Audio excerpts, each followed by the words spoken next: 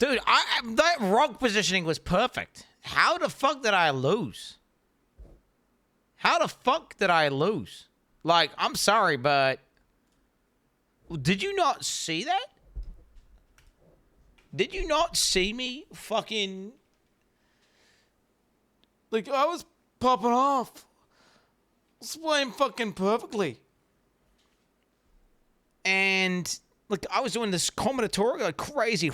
Like, hey, science. little stupid, little poopy, goopy, little retardy tardy, little bitchy snitchy. If you're watching a video, shush. The category shush should be just chatting. Seriously. Twitch.tv. This is cringe. This is a little brothers to show. What are you talking about? Talkative Dry. Is he stream on Twitch? I don't even know. Twitch. Does he multi-stream?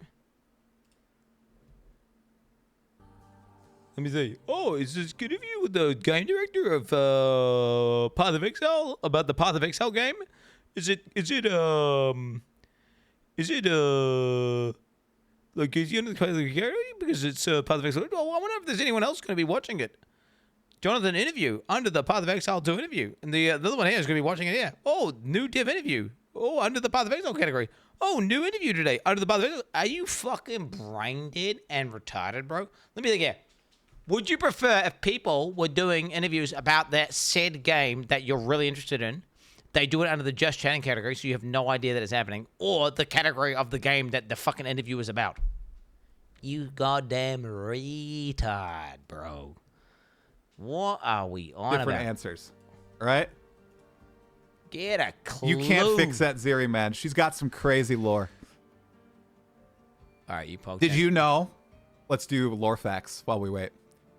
Did you know Queen at Ziri, Okay. causing the cataclysm and communing with the beast, is, I think it's the only historical event that is present on all the different timelines of Rayclast. Holy Pretty shit, sick, right? I haven't seen anything this Oh, embarrassing message. since you failed to get off tutorial. Shut the fuck up, bitch. Shut the fuck up, bitch. Shut the fuck up, bitch. Fake news media, bro. Fake news. Okay, Jonathan Rogers, guys. What's going on, boys? It's me, Jonathan Rogers, here today. And I've got one thing to say to you guys.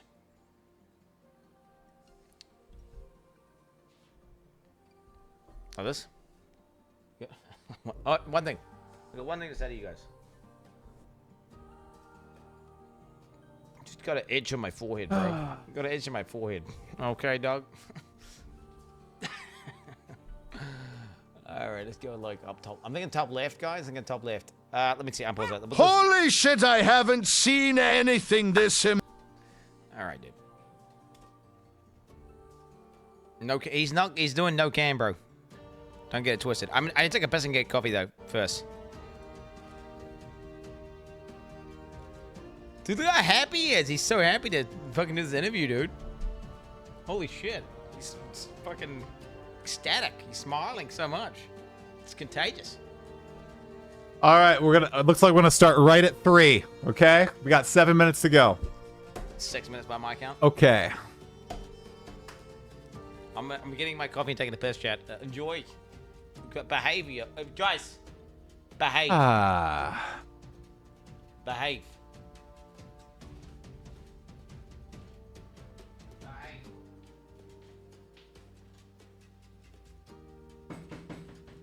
Yep, we're starting right at 3 o'clock.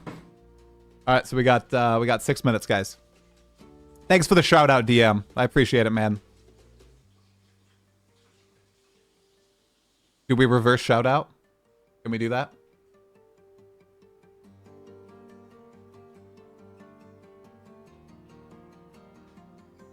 Whoop. I'm sorry, but literally who is this guy on the screen? He has very little content or presence in the community. I don't think I've ever seen him kill an Uber boss. And his name is something weird, like Quin69 or something? Anyway, super excited for this interview with the absolute gamer beast talkative try. I take your shout out and I raise it with my shout out. Although we do not have as many viewers as you do. All right. So let's see. What? Yeah, we got a lot of stuff, guys. We got a lot of stuff here. Somebody is in the document. I don't know who is in the document. Are the mods in the document? Oh my goodness. Big question from chat. Do I plan on finishing the campaign in 0.4?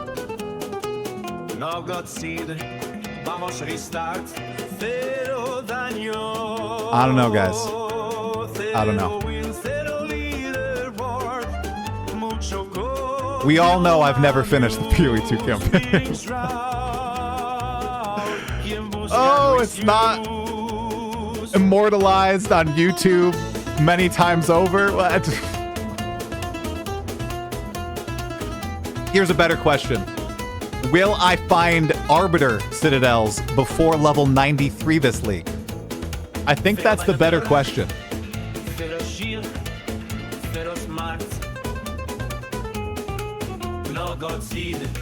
I really hope I can find some Arbiter Citadels before level 93. That's my one wish, okay? I hope my Atlas Seed is great, okay?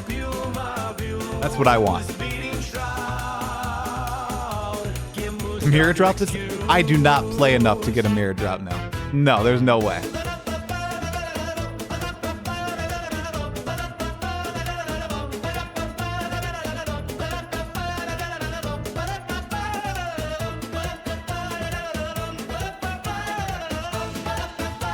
You need to visit the monolith to start the Citadel quest. Dude, I did finish the... No, there's no... No. No. Can we romance at Ziri in 0.4? Not a massive fan of Try. I'm guessing this will Maybe be a that's a glaze and secret no if you're a decent particular questions, ascendant. sadly. Gemling Legionnaire. Hi, Gazi. Say hi to the wifey. She is out with the kids right now. I have the home to myself. I can yell as loud as I'd like. Do I plan on completing Act 1? All right. One sec, guys. Jonathan's calling. Oh, shit! Oh, don't panic! Let me mute this. Don't panic! Don't panic! Don't panic! Relax, everybody. Hello, calm down. hello. Great. I have you muted right now. Wait, what's going on here? Why did I not have you populating for some reason? Let me grab you for a sec. There we go. Excellent. How you doing today? He's in his house. Are you working remote today? I've been in that house. I can't hear him. Oh, Boba. okay. You unmute him. Oh, nice. Unmute him. Do you have a short commute or do you have a long one? Oh, that's nice. See? That's good. All right, let me carve you up and we'll get right started. There we go. Okay. Close chat as well. Because it's flying. All right, we're going to do an audio test and we'll get going. Here you go. Oh, all right. I just enabled your audio. You should be good to go. All right. Oh, I can hear him. How does he sound? I'm John. Hopefully everyone thinks it sounds all right. I've got my microphone just propped up on a box here, so hopefully it's, I don't have a good audio setup in my, at home. We cannot hear. Good, Oh. Good. Okay, they're good. Okay. All right. Okay. Sounds good? All right. I think we are good to go then. Sweet. All right, I will do a little bit louder. All right, I'll do a little bit louder. I'll do it via Discord. Mm-hmm. Right here. All right. All right, give me one more test for chat.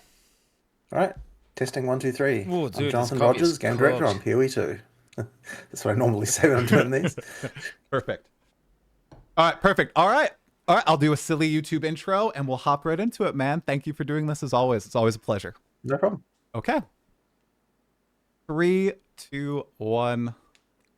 Hey, Exiles, welcome to yet another episode of the Still Sane podcast. I am here with the game director on Path of Exile 2, Jonathan Rogers, to talk all things 0.4, Fate of the Val, the last of the Druids. There's a lot packed into this update. But before we get to all that's packed into it and many burning community questions on it, I did want to take a few minutes to talk about what's not packed into it, okay? And that's obviously the endgame, right? Endgame was slated to have a big revamp for 0.4. It was pushed to 0.5. You guys were very upfront about that. Now, one question I've seen a lot in the community is, given in 0.3, you guys did push a good chunk of substantive endgame changes in that 0.1 update that ended up being pretty positively received. Do you know if there's any chance or opportunity for a 0.1 patch for 0.4 wherein you do make some endgame alterations? We certainly could do that, but if we're doing that, it'll be because we're seeing feedback about more mechanical things as opposed to content. Like, one of the big things that we like, that's supposed to be coming for the end game is a lot more content stuff and change to the Atlas tree and that kind of thing. So I don't think we'd be doing that in like a 0.4.1 type update. It's more about like if there's something that's like going wrong with what we've got, or like things where we're like we're unhappy with the current way it's working. That's the kind of changes that we would then do in 0.4.1. But in terms of like content, those would usually be for the the larger kind of releases. So that's where we'll be seeing that. That makes total sense and expected from me. Then the systems that you currently have implemented, the Arbiter of Ash, okay? He has this new reward to beating him. You unlock rare tablets so you can juice your maps a lot more than you could previously in 0.31. Now, the Arbiter, unless there are some secret changes not in the patch notes, is still an RNG-gated pinnacle boss. You have to go out from the middle of the Atlas. You got to find the citadels. And I got to say, just from my own personal experience and many anecdotes I've seen across, people will get to level 92, 93, pushing out, looking at the burning monolith, and they will not find the Arbiter. Do you guys have any changes planned there, especially now that he's locking behind such a substantial piece of endgame juicing content? So I think that in 0.3.1 we did. I can't remember whether it was in 0.3.1 or whether it might have gone on. We did improve the the number of them quite a lot. It's actually like it is random right now, but the plan is to one of the things we want to do when we're improving the end game is we've talked before about how we want to improve the feeling of not having goals, and one of the ways to do that is to kind of questify some of the mechanics for the various league mechanics and so on. So they've kind of got like predefined places where you can kind of do those things like at the start, right? So the idea would be like at the start there's kind of a quest line. It's going to tell you you need to go here and do this, that kind of thing, and then it's only once you reach the end of that kind of quest line element that you would then get the sort of full random like stuff. And so that would mean that for the first time that you fight a lot of this content, there'd be a predefined way to do that. The challenging part is kind of intermixing the kind of random elements of the end game in with like a kind of a more of a storyline type. You have to do this and that kind of thing. So that's kind of what we've got like going on, what we hope to do later, and that will mean that you no longer have that RNG element as much for some of that stuff that's sort of imperative to do. But the thing is that like I still don't want it to be that when you start the end game, it's just like a completely predefined experience like the campaign. There needs to be an element of randomness to it. So it's really just a question of like how to kind of get those mixed elements. But yeah, one thing I can mention, I don't know if if people know exactly how this works, but there are these like macro blocks in the in the random algorithm that it uses, and within one of those we do guarantee actually, how does it work exactly? There's something like there's an arbiter like out of one in every two macro blocks. And like within a macro block, it's like a certain defined area. You're always going to find all three citadels. So it's kind of like it's not fully random. Like we have sort of like toned down the randomness compared to how it was right in the beginning. But I do understand if you still have a situation where just due to unluckiness, you kind of like go right between two of the blocks. You don't really know. I mean, they're not obvious, right? So that can kind of mean that you can still feel quite unlucky, even though technically there's kind of a defined rate where the blocks are at. Right. Okay. And he's like, I just know a lot of people are probably going to end up trading for fragments if they're playing the market and stuff like that. So hopefully with 0.5, guys on Reddit will figure this out. The improved, more like you said, streamlined for. I think that you'll appreciate that what the changes that are coming as far as the Atlas story, as it were. Yeah. Okay. Awesome. Exciting stuff. 0.5 is going to be good. Okay, a few more endgame things that I just wanted to touch on here. There's also been a lot of people asking about greater zoom for the Atlas, since that's so many nodes and everything. Is there any plan on making that happen? I do want to look into that pretty soon. One needs of to the be reasons we reworked. didn't do the zoom initially so much was just because of performance issues. I've been concentrating a lot on performance recently, so this is something that I could now probably look at again and see whether or not the performance is going to be better. There's still quite a lot to come there though with performance, and so and honestly at this point I should probably check again and see what the performance is like if we allow greater zoom. It really is just a performance concern, so we can definitely do that. I mean, there might be some clarity issues, but I'm sure we can solve that. I mean, people have like got various hacks to allow zooming out extra and that kind of stuff. Yeah. So therefore, like, it's not like too bad or anything. I mean, people do want it. So yeah, if as long as we can get the performance of it fine, then it's probably fine to do. A slight side tangent here. You mentioned you've been focusing a lot on the he's talking about performance, and I know you also said that you talking coded about the bug. the core system of Fate of the Val, the actual temple. Do you do a lot of the hands-on like coding with all these things right now? I don't usually, but in this league, I did the Fate of the Val core like simulation, and then I did get a bit involved in the performance work, like.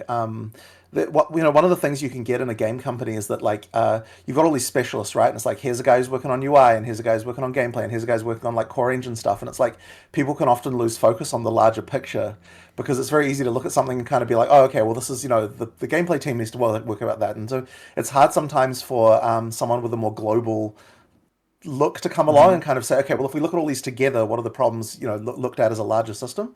And so that's when it can kind of be a bit useful for me to step in and be like, okay, like, let's try to work out some kind of, coordination here to actually try and find that stuff out. So one of the, I mean, if you want to like talk about it, I can talk about the technical details. Like what we did previously, we, like when you're rendering the game, you've got like, and simulating the game, you've got like effectively a job system where you've got like, here's the CPU cores that you've got, here's the jobs that we want to, to run on those cores. And previously we had this very ad hoc system where like, this thing would queue some jobs and that thing would queue some jobs, and they all had their own synchronization of like when to know when was finished and when one wasn't and all that kind of stuff. And what I effectively did was write a job system that allows for kind of like creating a global view on like when to run things and so on. And then once you've got that, it's sort of easy to tell like this can run alongside this and this can't run alongside that and all that kind of thing. And you can effectively express all these dependencies. And then once we have that, then all the programmers in the various systems can then go and start, putting things in there. And then everything now runs just a lot more concurrently than it did before. So the major change we had was just making it so that, we can take advantage of more of your CPU because we're running things concurrently that previously weren't allowed to run at the same time. And then, of course, there was also just other optimizations, just like, hey, this is slow, that is slow. We get spikes when you do this, you get spikes when you do that. Right. Just that kind of stuff, that I just kept on pounding people, like, no, we need to fix this, we need to fix this. And there's one of the other things as well is just really making sure that we never get a situation where a resource that's needed is not available at the point where we need it. So that's been something we've been focused on for quite a while now, actually, kind of getting all those things sorted out. And a lot of the time that's what leads to spikes, because you go and you use a skill and then like, oh, the texture for this wasn't loaded or whatever it is, and then now you have to wait for that to happen, and so you get a frame spike. So we're just like fixing all of those kinds of problems and generally improving that kind of thing. Well, the baseline performance improvements look fantastic, and I know that was the number one thing that people had a lot of problems with. Console, there's PC, so many things, so it's awesome. But there's still a lot more to do. Like I know, like just even looking at what we've got, like there's quite a lot more that could be optimized. Like consoles are unplayable, just on a more individual level. And it's still funny the way that you find things like, just to pick a random example, like we found out like a week ago or something that we were iterating through the whole UI 3 times every frame. That kind of thing. It's like you look at it and you're like, okay, that's not really very good. Spaghetti code. Like it doesn't. It's like it doesn't matter that much. Like in the end, right? That particular thing only was like 0.3 milliseconds, right? It's not actually adding up to like a huge amount, but like in the, it's like it's just lots of little things like that all add up to something which is a problem, right? Yeah. So you go through things and you find them, you remove them one at a time, and now a funny thing we actually ran into the other day is we actually ran into a problem that only reproduced when the FPS was too high. So we're like over 400 FPS, you actually start to get this kind of problem. And I'm like, that's not normally a problem that you normally run into. I mean, this is in like a test scene that was like really empty, but previously we couldn't even achieve that kind of FPS. Right. So we never found that kind of problem before. And another funny thing about that one is it turns out that the code for that that was bugged went back to commit number 1632, which I did 18 years ago myself. It was a bug in my code from 18 years ago. What it was like the right in the depths of the fuck? code Wait, base. I thought they got there new was like a fresh code rounding for PoE2. problem with that I added that long ago, and so it was kind of funny to see that sort of stuff all the way back in the early history. Okay, that's wild that you have the date, like the date's going all the way How back is then. this You have 16-year-old everything code tracked. Yeah, I insane? mean, we've got our version control just goes all the way back to the very first commit of the company Hey. from, right from the beginning. Very nice. Okay, and I know coding. people. I know it's interesting though. Massive improvements. Thank you for the tangent. I appreciate it, Jonathan. Okay, swapping gears back to PoE2 specifically. So another question that a lot of people have about PoE2's end game is the severe punishment for death. Okay, we have Base. minus XP. We have the Good. inability to use tablets Good on shit. map nodes. We Hell lose yeah. any special things that were attached to that map Good node when you shit. die. And now we're losing our limbs that we earn in the temple. Yeah, so W change. a lot of people are wondering, does it need to be that punishing? Is there any room to like relax a tad on it? I do think there should be some punishment, but what's your opinion on this? So, I mean, it comes down to all of those things have different purposes that are kind of important. So, the XP penalty obviously would be the main one that people would, want to chat about. And effectively, that one, it is important to me that there is a reason why you can't just build entirely glass cannon. And if we didn't have the XP penalty in in-game maps, you wouldn't you'd just be able to do that. Now, in PoE2, we obviously removed the penalty that we used to have in PoE1 during the campaign, and that's because there really wasn't a thing that was giving us, right? So if you're going to have a penalty for death, it needs to be like achieving some kind of gameplay goal, and here what we want to do is actually make the in-game ladder competitive and not just have it that the strongest glass cannon wins. Like, there needs to be an element of, like, you do need to actually build defenses if you want to get to level 100, and I think probably the major reason why we see a lot of pushback about this is because the community often have an expectation that getting to level 100 is a thing that you should be doing, but like we've never seen it that way, because it's kind of like, okay, level 100 is supposed to be the thing that like only the like top people actually do. But I think that what you've had a situation where there's a lot of games where getting to max level is kind of like not like that, like it's not a huge deal, like if you're talking about like like traditional MMOs and stuff like that, right? Like getting to max level is just like table stakes to even begin the end game in a lot of those cases. So because we're not like that, because the ladder is actually competitive, and because you have a thing where you're not necessarily expected to reach that to kind of finish the game, as it were. It just sort of means that there's a bit of a different situation. So I think some of it can just come down to what are we doing to communicate the fact that level 100 doesn't have to be your actual final goal. And to be honest, like the last few levels of like getting from like 96 or something to 100, it's not like you're getting a huge amount of power for doing that. Right? Getting extra 4 passives, it's not like the hugest deal. Like you get a much larger amount of power from just like all the other stuff you're doing. Make it take like 3 weeks. So that's what that penalty is doing. Now the map, removing the stuff in the maps penalty, the specific problem that's solving is that we don't want it to be that there's an incentive to kill yourself and fail the map on purpose in order to re-get some of the rewards in the map. So effectively what we do is remove all the rewards in the map once you die, specifically just to prevent that kind of item farming abuse that we'd otherwise have there. So it's not like I want that penalty per se, it just fixes the exploit you'd otherwise have. So if we had another way to address that, then we would just not do that. It's entirely just down to that particular thing. Right. So I mean, that's sort of an example of thing. Now the limb thing, I just thought it would be a cool. It's cool. We just thought it'd be a cool thing. Like that was just like it's just one league. Like I just thought it'd be a sort of fun thing. I do like occasionally having like quirky and out there mechanics. So yeah, that's what that one's about. Yeah, that one was a little jokey. I did have one other one that I wanted to touch on too that I didn't include in that list. So when people juice maps now in PoE2, the more mods equals the less portals. When you have maximum number of mods on your waystone, you get 1 portal. Do you think that might be a tad too punish? Like would you ever swap it to 2 portals? So you do have a little bit of leeway if you're going full in, 6 mods, corrupted, everything, or no? You like the map punishment there? Yes, I like the fact that you go down to 1 life. Like the hardest content is 1 life exactly. That's good. I guess the thing there is, once again, like there's the expectation. Like I would hope that most people towards the end game aren't dying most of the time. And really, there's a bit of a communication element here too that we're trying to do, which is to communicate the idea that if the maps are too hard for you, then maybe run less mods on them, right? Like make it less hard for yourself, so that you get a little bit of that sort of easier time. And so my hope is that can kind of is the thing that gets communicated by that, by that element.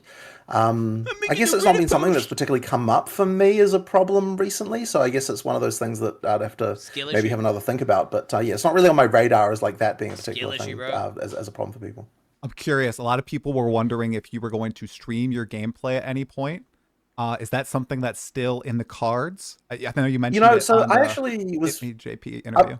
I was pretty keen on that, and I was actually talking to another streamer recently about it, Crap. and Sorry, crap. he was sort of saying that he didn't think it was actually a good idea in practice, and the reason is because, like, like the way I would treat it would be like it's like a good time where I can just enjoy myself and like have a gaming session. But what he was saying is Hypercritical. what people will treat that as is like judging me continuously for every single minor thing. It's Yes, like my if I man. don't pick up an item or if I just like don't over there, I'm going to be completely judged by that.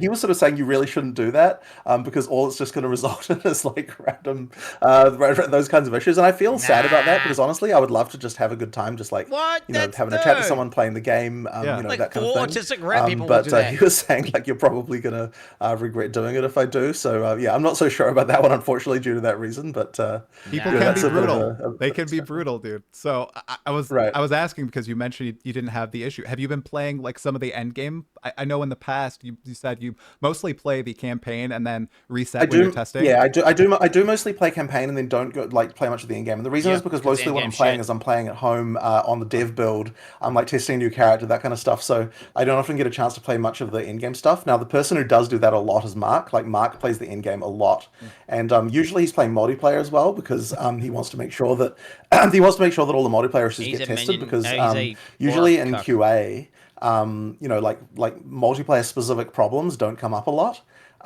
Because like they're obviously all testing individual things or whatever. So by testing multiplayer, you can actually make sure that we don't have And he's an kind of orc. catastrophic issues, and a lot of them come up and especially more subtle ones like along like with bosses and things like that because like bosses need to have AI specifically for multiplayer and that kind of thing, and you don't necessarily got a lot of opportunity to test that in the normal office environment. Right. Okay, great. Let's move on to, I think, one of the most controversial topics of the entire patch. One that I was so pumped about when I first heard. I think it came out of, I think it was Mark's mouth, okay? 40% reduced monster density in endgame maps, okay? That was a big change that was made. I played a ton of 0.3 and I had a great time, but after that patch, I had seen the game as moving a lot more toward the Path of Exile 1 identity. You're zooming through maps, you're blowing up screens of mobs, there's not a lot of engaging combat going on in the end game, and I was like, okay, that's fine, whatever, they'll kind of morph into the same game eventually.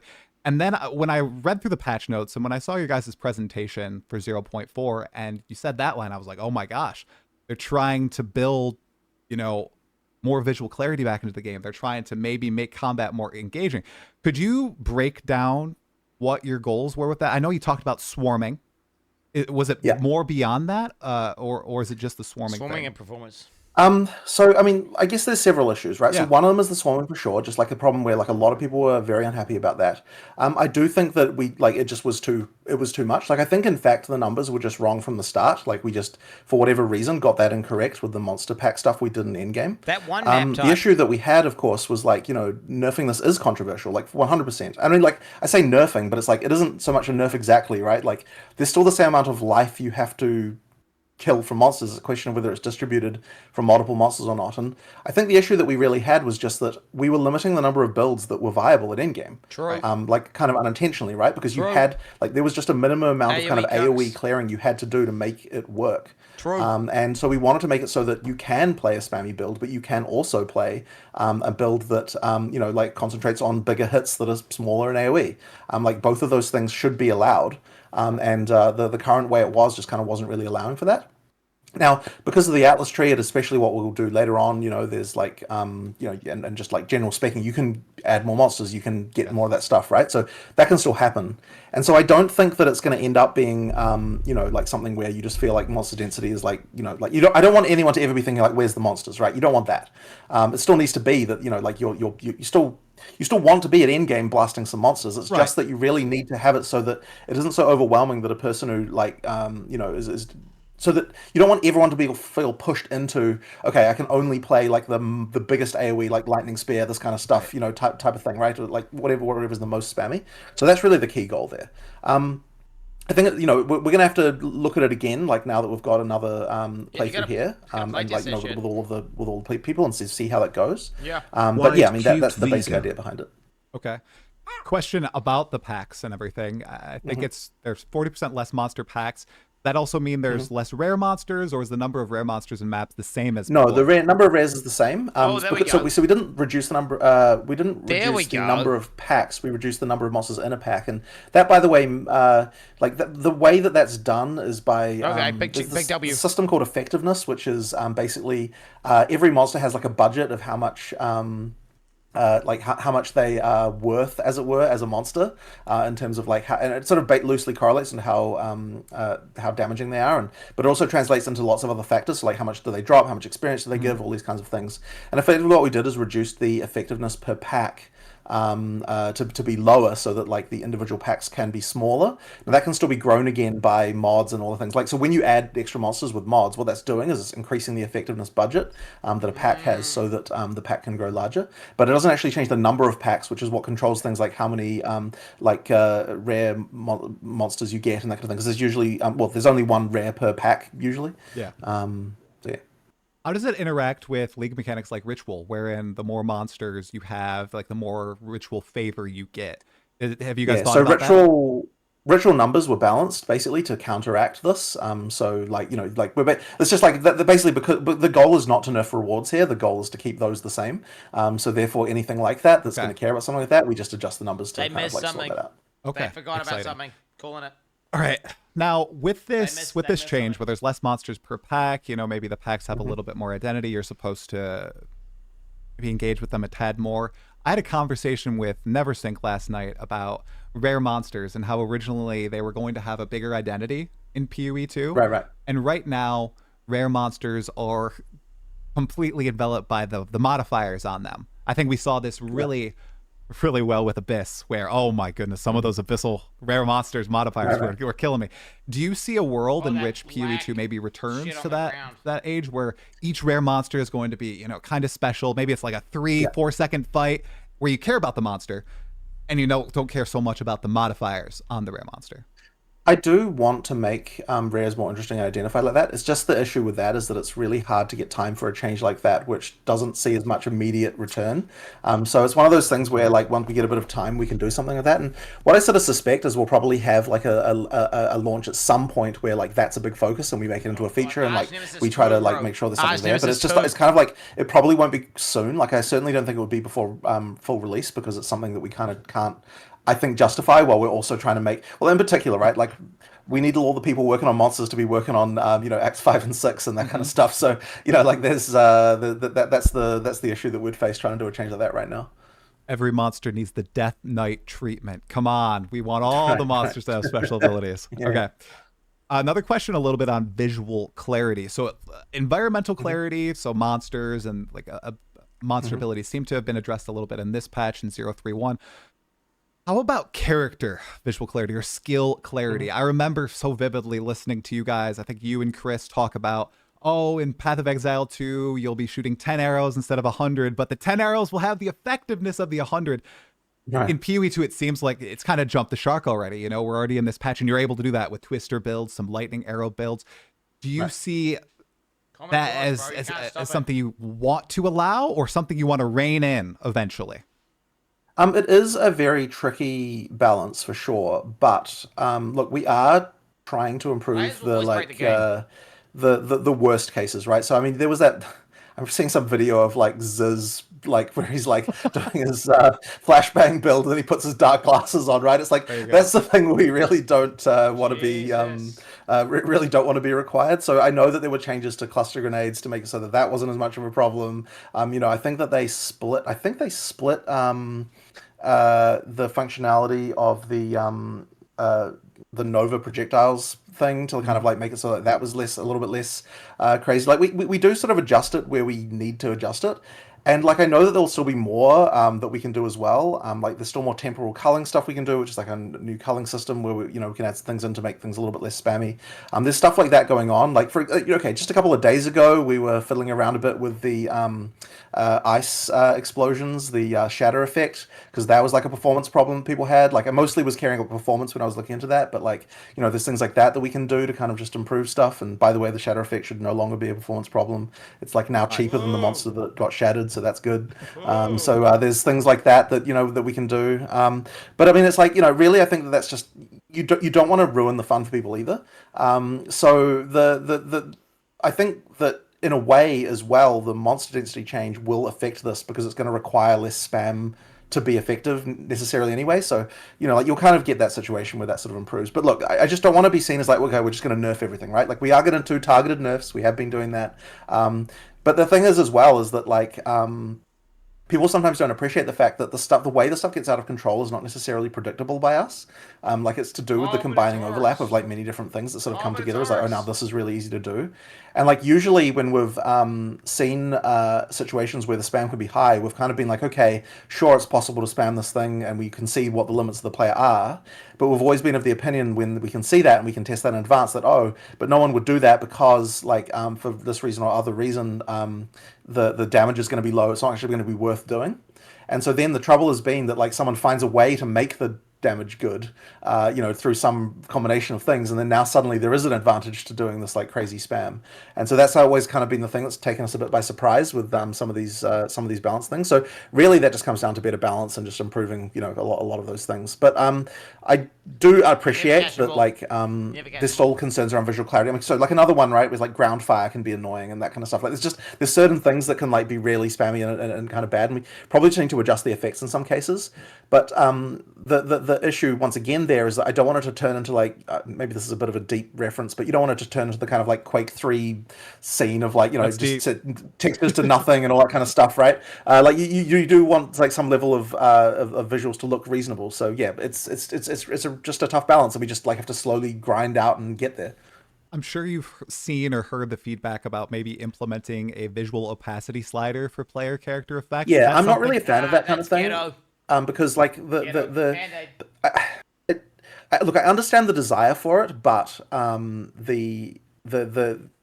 do think that it's better just to like fix skills individually until you get to the point where it's not a problem anymore. That's a terrible idea. Like just making everything invisible, I'm just like not a fan of. I really don't like it in games when like something happens and you don't see it. And like also, by the way, just turning having there are a lot of effects. If you made them transparent, they would suddenly be very expensive. Just as a random side note, since transparencies do cost more than opaque things in computer really graphics. Wow, that's interesting. Yeah, it's because you have to draw two things in that one spot, right? Like if something's transparent, you have to draw all the things of it that are there. But if something's opaque, then the thing behind it is not drawn anymore. Oh wow, okay, interesting. Oh my god. Nice. All right. So another brief density question here that people have asked about. And I know you already mentioned that you don't want people to feel like this, but there's a lot of worry that the game is going to turn into a walking simulator now that the packs are this much smaller. Well, and that there's certainly it's not going to be that. It's just not going to be that, right? Like it's just not going to be that. I mean, do you feel that way, like in the early in game, or I like, don't. Towards the end of the campaign? I don't feel that at all. No. Right. Well, then there you go. Right. I mean, it is only like it hasn't been nerfed below that. Like it's not like it gets like lower over time, right? I mean, it just doesn't. And I think one thing that's not in the 0.4 patch notes that was in 0.3.1, a lot of map sizes in Endgame were reduced by a tremendous degree. So maybe some people who might have bounced, they don't recall that. So I think everything is scaled a little bit down too. You mentioned targeted nerfs a second ago, so I want to skip ahead in my question list, Jonathan, and talk about something that is on everyone's minds. One of my friends said, remove it from the game. The Roa. Okay, I'm not a Roa enjoyer at all. I can't get into it. I know it's powerful. I'm not an enjoyer. Lots of people are Roa enjoyers. So Jonathan, can you give me like a dissertation on how the Roa is a balanced thing in PoE 2 right now? Right. Well, I'll preface this by saying that I'm not primarily a balanced person. Like, there really is more Mark's domain. But at least the Roa, for whatever reason, the Roa got buffed when the sprint came out, and like that was kind of wrong. So like that's getting undone. It's kind of now back to just being normal movement speed again. And then also I think the spirit cost is probably a little bit too low. Like it probably just needs to increase a little bit. Like it shouldn't necessarily be the case that like it's completely mandatory to actually play. But I mean, yeah, look, it's powerful, right? For sure. But I don't necessarily think it's going to be across. Like I think it's capable of being balanced. Like I don't think there's a problem there. If you get the right spirit cost, you get the right numbers. But I think the key important thing is just that it does. I don't think anything less than 100%. Like I don't think anything less than having it be that you stay at exactly your normal move speed when you use it will feel fast. So that's kind of why it needs to have that element of it at least. But yeah, I think it's just a question of just make sure the cost is right, and then it should be okay. Yeah, like as I said, it has had some balance adjustments in 0.4. Yeah. Movement speed's very powerful in PoE too. So, I mean, people are blasting screens with the Roa from off screen while the warrior, rolling into combat up in melee. So, okay.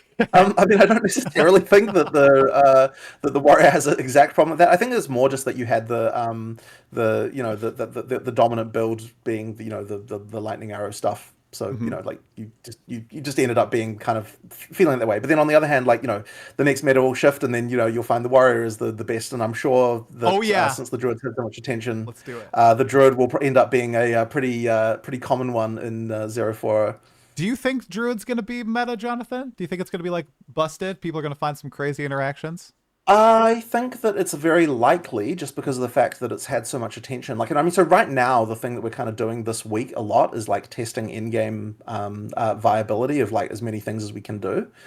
So we're trying to make sure that like, okay, so for example, right, like we were looking, we're like, okay, the like minion stuff with all the wolves, it's just not really kind of working in an in-game context. And like now we're like, okay, let's try to add some support to the tree to make it happen, right? So now, for example, we just added a keystone, which is that you can use a scepter with a talisman in order to get spirit as as an animal.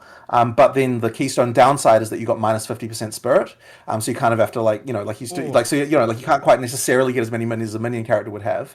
But it kind of like lets you do it makes that from a spirit perspective possible to do like minion stuff as a druid, as an animal, to get the kind of like pack leader wolf build working. And the other thing we did was we said, okay, there's a notable that will make it so that your rage bonuses apply to your minions, so that you can get like actually get the damage to a good place with your wolves and that kind of stuff, right? So we're like okay, we're just being very careful to look at the individual builds that someone might want to try and be like, okay, let's try and make sure that there's support in the tree for that kind of stuff. So that's really what a lot of this week is kind of going into, just those kind of like just make sure that there's the options there for someone. And that might be a unique, it might be a keystone, it might be a notable, like just try to make sure there's something there that can make each build that we want to do work. And so that's kind of it just making sure there's that in-game scaling. That's exciting. I think I heard Gazzy from across the Atlantic like howling when you said those two keystones. Right.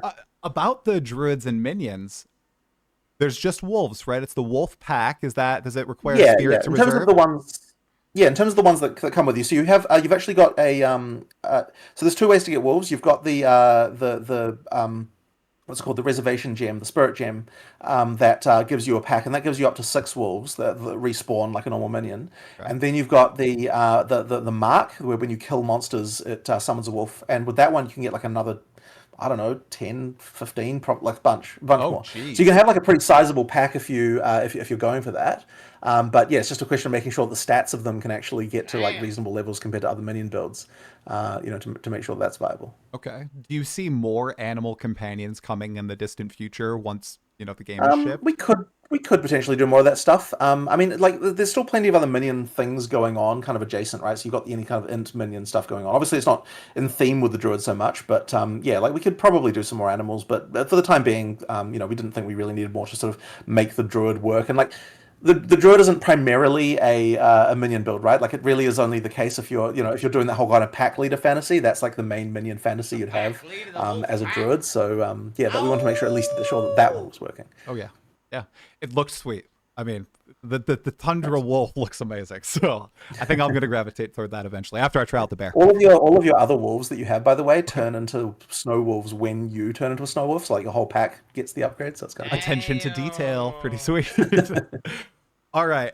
We're going to go back to a little bit of game balance / identity. This is, I think, the number 2 other thing that people have just been piping up about, and that is charge generation, charges, and totems. Okay, Jonathan, so lay it on us.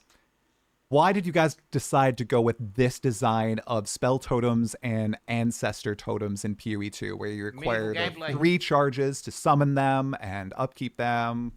What's going on there? Because a lot of people... The main thing that I don't want is for it to turn into a situation where basically any spellcaster build is a totem build. Like I don't want it to be that just totems are just strictly superior to spellcasting. That's kind of important.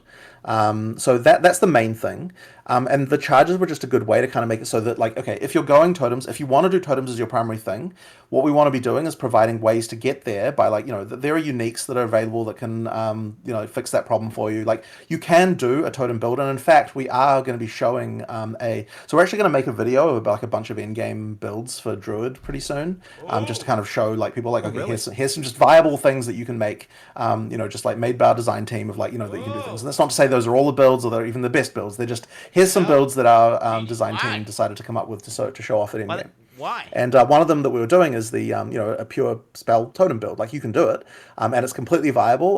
You just need to use the uniques and various mechanics around doing it. So at the same time, the other thing as well is that I want using charges to feel like it gives you a significlike bonus. Otherwise, they just feel pointless, right? Like if it just certainly shouldn't be just a thing where like you don't. Okay, put it this way. You just need to make sure that, like, the first time you get a charge and then you use it, it feels like a significant upgrade over the base skill. Right. Now, in order for that to happen, there needs to be a certain level of difficulty in order to attain them. We just need to make sure there's a certain cost there. And it actually has been pretty hard to design the mechanics in such a way where it's like you can do it all the time, but also it doesn't feel like you just get them for doing nothing. Like, it's kind of that tough balance to strike there. And so that's what we're really trying to do. So yeah, I mean, really, it just comes down to those elements, right? Like, just don't make it so that every spellcaster is a totem build. That's like a hard challenge to even meet, even by itself, right? Because not having to cast the spells is like a pretty substantive benefit to have. So there needs to be some kind of cost. And I'll call it out because I've played for a very long time in PoE1. All the best spell builds were totem builds, and I always was like, oh man, I want self-cast to be fun. Like, it just feels better when you're playing. It's like something, I guess, kind of hard to describe, but there's something different about actually casting the spell, controlling where it goes instead of just boop, popping up your totem and running around in circles. So yeah, okay. So the other benefit you do get, though, is that effectively the spell totem can serve as an ultimate type ability for people who aren't speccing entirely into that way of playing. So effectively what you get there is, and there's actually something sort of interesting that we've been looking at in a few cases. So for example, the Wyvern Flame Blast, in its kind of default incarnation. So this is just aside from totems, right? Yeah. So this is the one where the Wyvern flies up and starts burninating everything. In its sort of default incantation of that, it's an ultimate, really. You should be using it as like a boss ability if you get the opportunity. Like you heavy stun the boss, you start burning it, and the way that one works, by the way, is that it actually stacks ignites that add together. So unlike other ignite. In the game, which you have to do a big hit. Yeah. This is a type of ignite where, like, every time you hit them, the ignite grows and grows and grows and grows. So, like, that one there is like a kind of interesting thing with that particular thing. So it actually works really well against bosses where you can stack the ignite really huge. But we also wanted to make sure that ability, if you want to, you can do a build which is going to get you to the point where you're just like burninating like the whole map, like you're just continuously flying around in the air for ages doing things. But it does take you need this unique and you need like a few things like to get to the point of you're doing that. It does require a little bit of effort, but the key thing is we want to make sure it is possible to use an ultimate ability as a clearing skill should you really, really want to go down that route. It's just not the default case, as I said. Kill bosses. And by the way, with that ignite thing, just because I saw you were kind of reacting interestingly to that, we are going to change Incinerate to use that system as well. So like it's a kind of a different thing we're trying out. That's very exciting. I was going to ask if it was going to roll out to some other skills to change up how ignite works, because people are really looking for that. Just those two for now. We might consider doing it for some other stuff, but I think the theme of the skill has to be like continuous burning for that to make sense as the way. And is burninating a word? I've never heard this before, but I heard you say it's probably just. It's probably just early internet. There was a meme video from a flash animation actually from a long time ago. Don't even worry about it. No one should really have to worry about it. It's just what is a Trogdor? Just a really, really brief question while we're talking about the Wyvern. What's Trogdor? Does Black Flame Covenant work with it or not? Because we saw it was like an attack-based gem on the gem, and Black Flame Covenant works with spells only, so I think that's the interview. I think I mistakenly thought that it did at one point and said something about that, but I think it probably doesn't because it's not a spell. So it is an attack. Yeah, is there any way in the future there would be a keystone where we could get the same sort of thing? I'll have to think about that. We were thinking. Well, no, whatever. I won't talk about that. Oh, you can leak it. It's okay. It's fine. It's fine. It's okay. Okay, I appreciate that. All right, yeah, that totem one. One more follow up on it. Generating charges in boss fights. Is that something that people are going to be easily able to do? Because that's one of the big complaints that I saw. That I know you just said you'll be able to do a soul totem build, so it must be possible. There's just a few yeah, I mean, it's pieces in possible place. for sure. But then in terms of just the general way as well, we've got things like that are a little bit like in the kind of more mid-game options for that. Well, I mean, even early game, really. You've got things like Wing Blast that can generate charges. And like, so for example, what we're doing with that is like during regular clearing, it only generates charges very occasionally. For boss fights, you'll generate 3 charges when you use it on a Prime for Stun monster. So you can do that sort of, but as I said, in that context, it's more of an ultimate type ability. So if you want to do the kind of like pure totem build, you're going to need to find a solution to that isn't just in the like base skill set. It's going to involve supports and uniques and stuff like that. One node all the monks take? Oh, thank you. Like every monk? Moving over to a melee focused question here. So back when a bulk of the melee skills were first developed, I believe the game didn't have WASD implemented, so a lot of movement was baked into the skills to make them feel really good. And then when WASD was implemented, you guys went back and you added movement to a lot of the ranged based or spellcasting skills, but the movement is still baked into the melee skills. Do you guys see a world where you could go back and you could add moving while attacking to some of these melee-based skills? Because it does feel so much, I just got to say, it feels so much better when you can maintain full control of your character throughout the course of a skill animation. A couple of things with that. So for range, moving while attacking feels good, but for melee, what you actually end up with is a thing that feels really floaty. So you can, there are some games that do that, but I just feel like you end up with very floaty, like non-punchy animations. You're gonna make so what you generally have to do is you have to kind of lerp into, get some kind of point of the attack where it becomes fixed. And that's what we try to do with our targeting thing, where like, so for example, the easiest one to show that on is like double slam, so it's called rolling slam. Rolling slam. Where effectively like you can steer it the whole way. And effectively when we talk about moving while attacking, it's really more about skills like that where you can do like attacks like the movement is still built into the animation, so you don't feel floaty, but you still have a level of control over that sort of stuff. And that's what we sort of try to do with our attacks, is like try to have it so there's a level of control, but it's not fully just like moving arbitrarily, because as I said, you do end up feeling very floaty. So that's just a sort of really comes down to sort of a feels thing. And like as I said, when you do try that kind of stuff, it doesn't end up feeling that great. There's even things that we've tried before along those lines, and as I said, it just never kind of really felt right, so that's why we didn't end up doing it. Is it something that we would perhaps see with future melee weapons, where maybe you can move while attacking with a sword or an axe as opposed to mace? As I said, it really is more about the individual skills and like how they specifically function.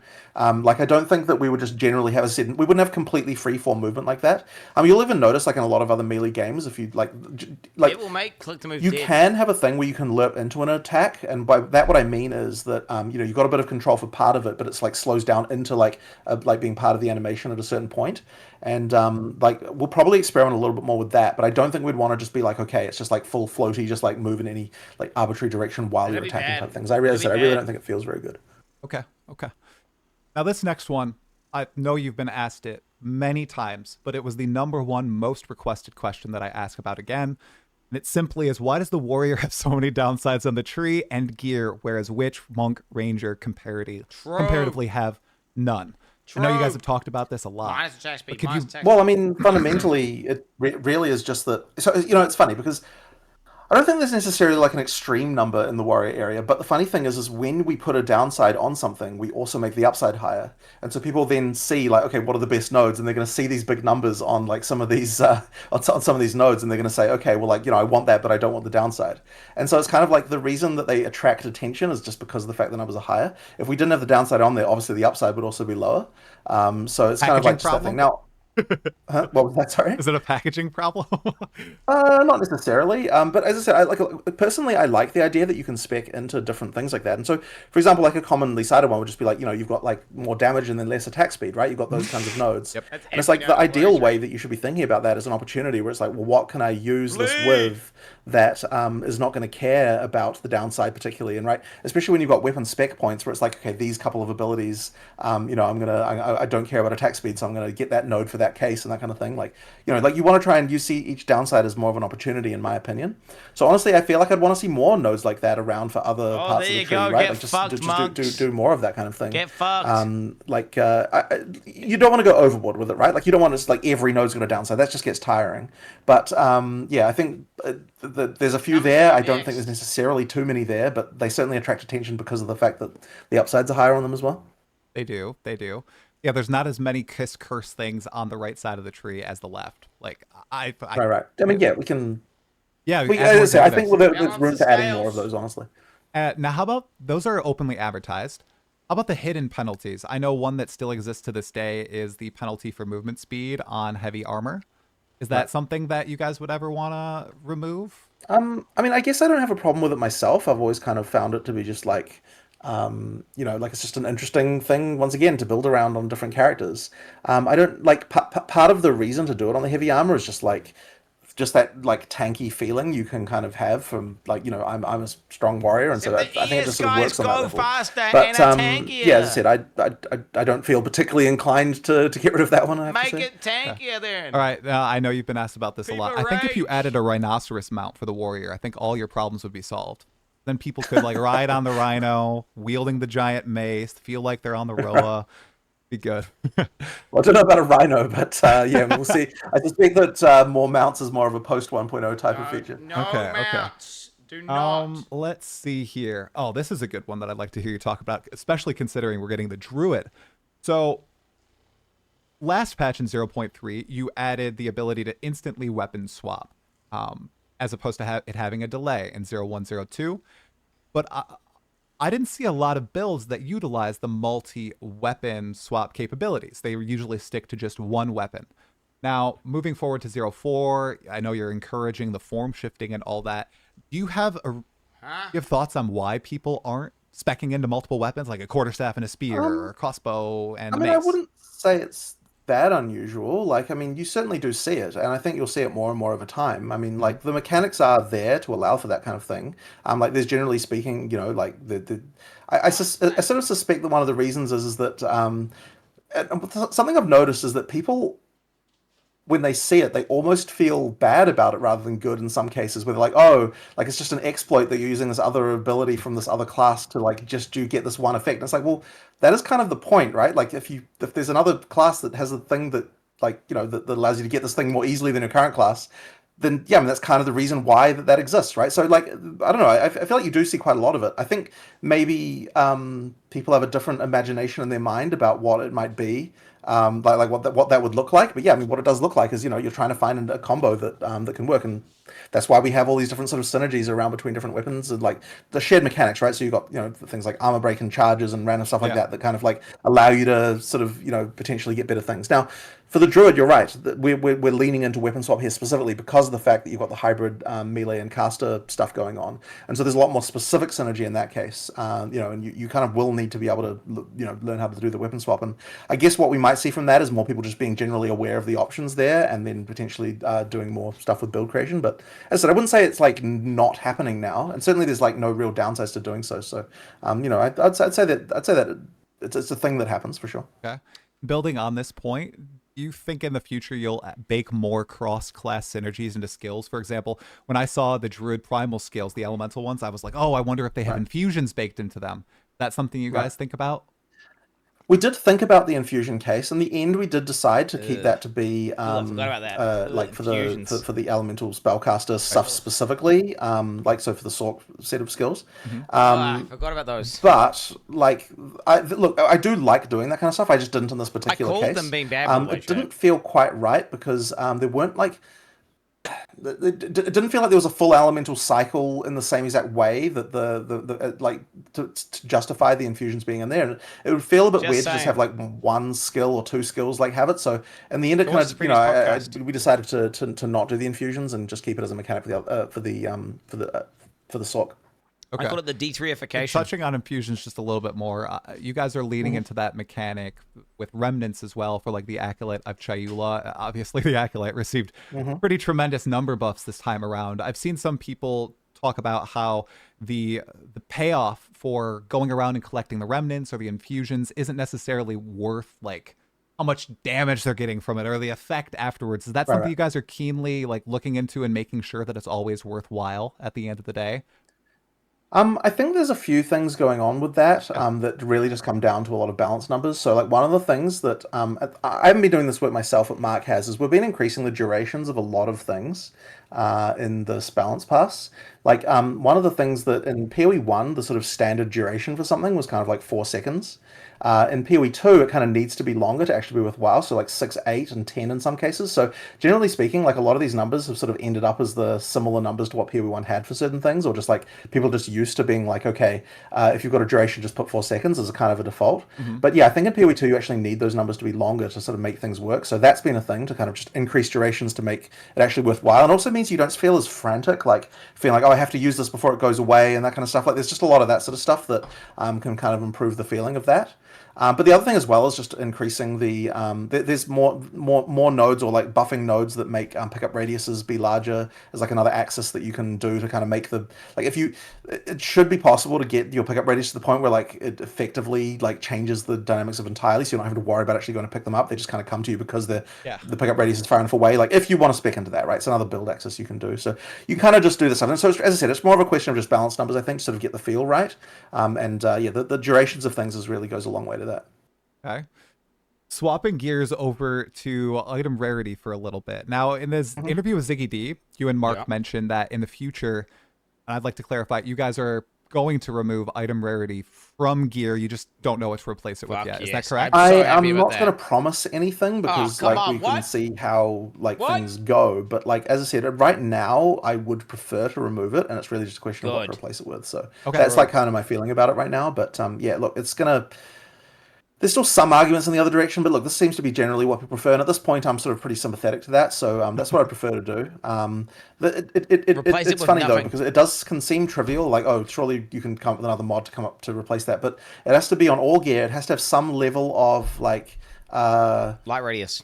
It has to feel like it's something you can specialize in that isn't damage on your build that you actually meaningfully need, light radius, which is quite tricky. Like in order to make it so that there's like something that you're trading off when you're getting these mods on your gear.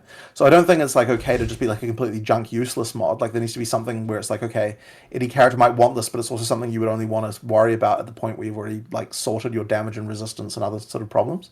So like that's the kind of thing that it needs to be able to do. So yeah, that does make it tricky. I will just say I had 0% item rarity in 0.3. Had a great time, you guys. Throw that out there. Sure, you don't need it. Like you don't need it. It absolutely is not necessary. I do think there's a lot of misunderstanding about exactly what it does and how much it affects things and so on, and that doesn't really help. And part of the reason for that is just because it is so complicated and how it works, and like it kind of can't be any other way than complicated just due to the nature of all the various things that are going on in the item drop system. 2 follow-ups there. Have you guys ever considered releasing the kind of formula behind it, because there's been so much community speculation, or is that something you want to keep close to your chest? We really don't want to do that because item drops are something that you want to be able to tweak how they work and so on, and like there's like it would mean that every single time we change anything people would be like on us like rats up a drain pipe. So it's kind of like we want to be able to have that at least as something that we can like fiddle around with a little bit. But the other thing as well is that like it's so tricky. There is a lot of emergent complexity that comes out of the rules that it has in terms of how like what results in what as far as like the final drops are concerned, and so yeah, I don't even think it's like even is that understandable. Now the same is true of the stat system, right? And yet PoE what do you call it, the sorry, the name's fallen out of my head, the thing that you use to make builds, Path of Building. Path of Building, sorry, yes. The Path of Building. So I mean, things like Path of Building exist. So it's not like people wouldn't make a model of it, right? Like they would, but at the same time, I just, I just think we'd prefer not to have to go down that road. Okay, burninating and now rats up a drain pipe. That's 2 things I'm adding. Maybe that might be an Australasian slang potentially. That's good. So I'm not sure. And then one extra thing, I saw people talking about how the changes to item rarity, this patch reduced its values on gear. Wouldn't that have the effect of more people wanting to try to put as much item rarity on their gear? Because now it has lesser values across all your gear slots. Now it becomes more of a coveted stat. That kind of acting in reverse? Or so I don't necessarily think so. So last time we lowered the numbers in a way that didn't affect what the numbers displayed on items were. And I think that actually in retrospect it would have been better to do the other way around, because people still see a number that they still assume has a certain effect. So this time we decided to do it in the way of just reducing the numbers on the gear, which like at the end of the day you still have to get the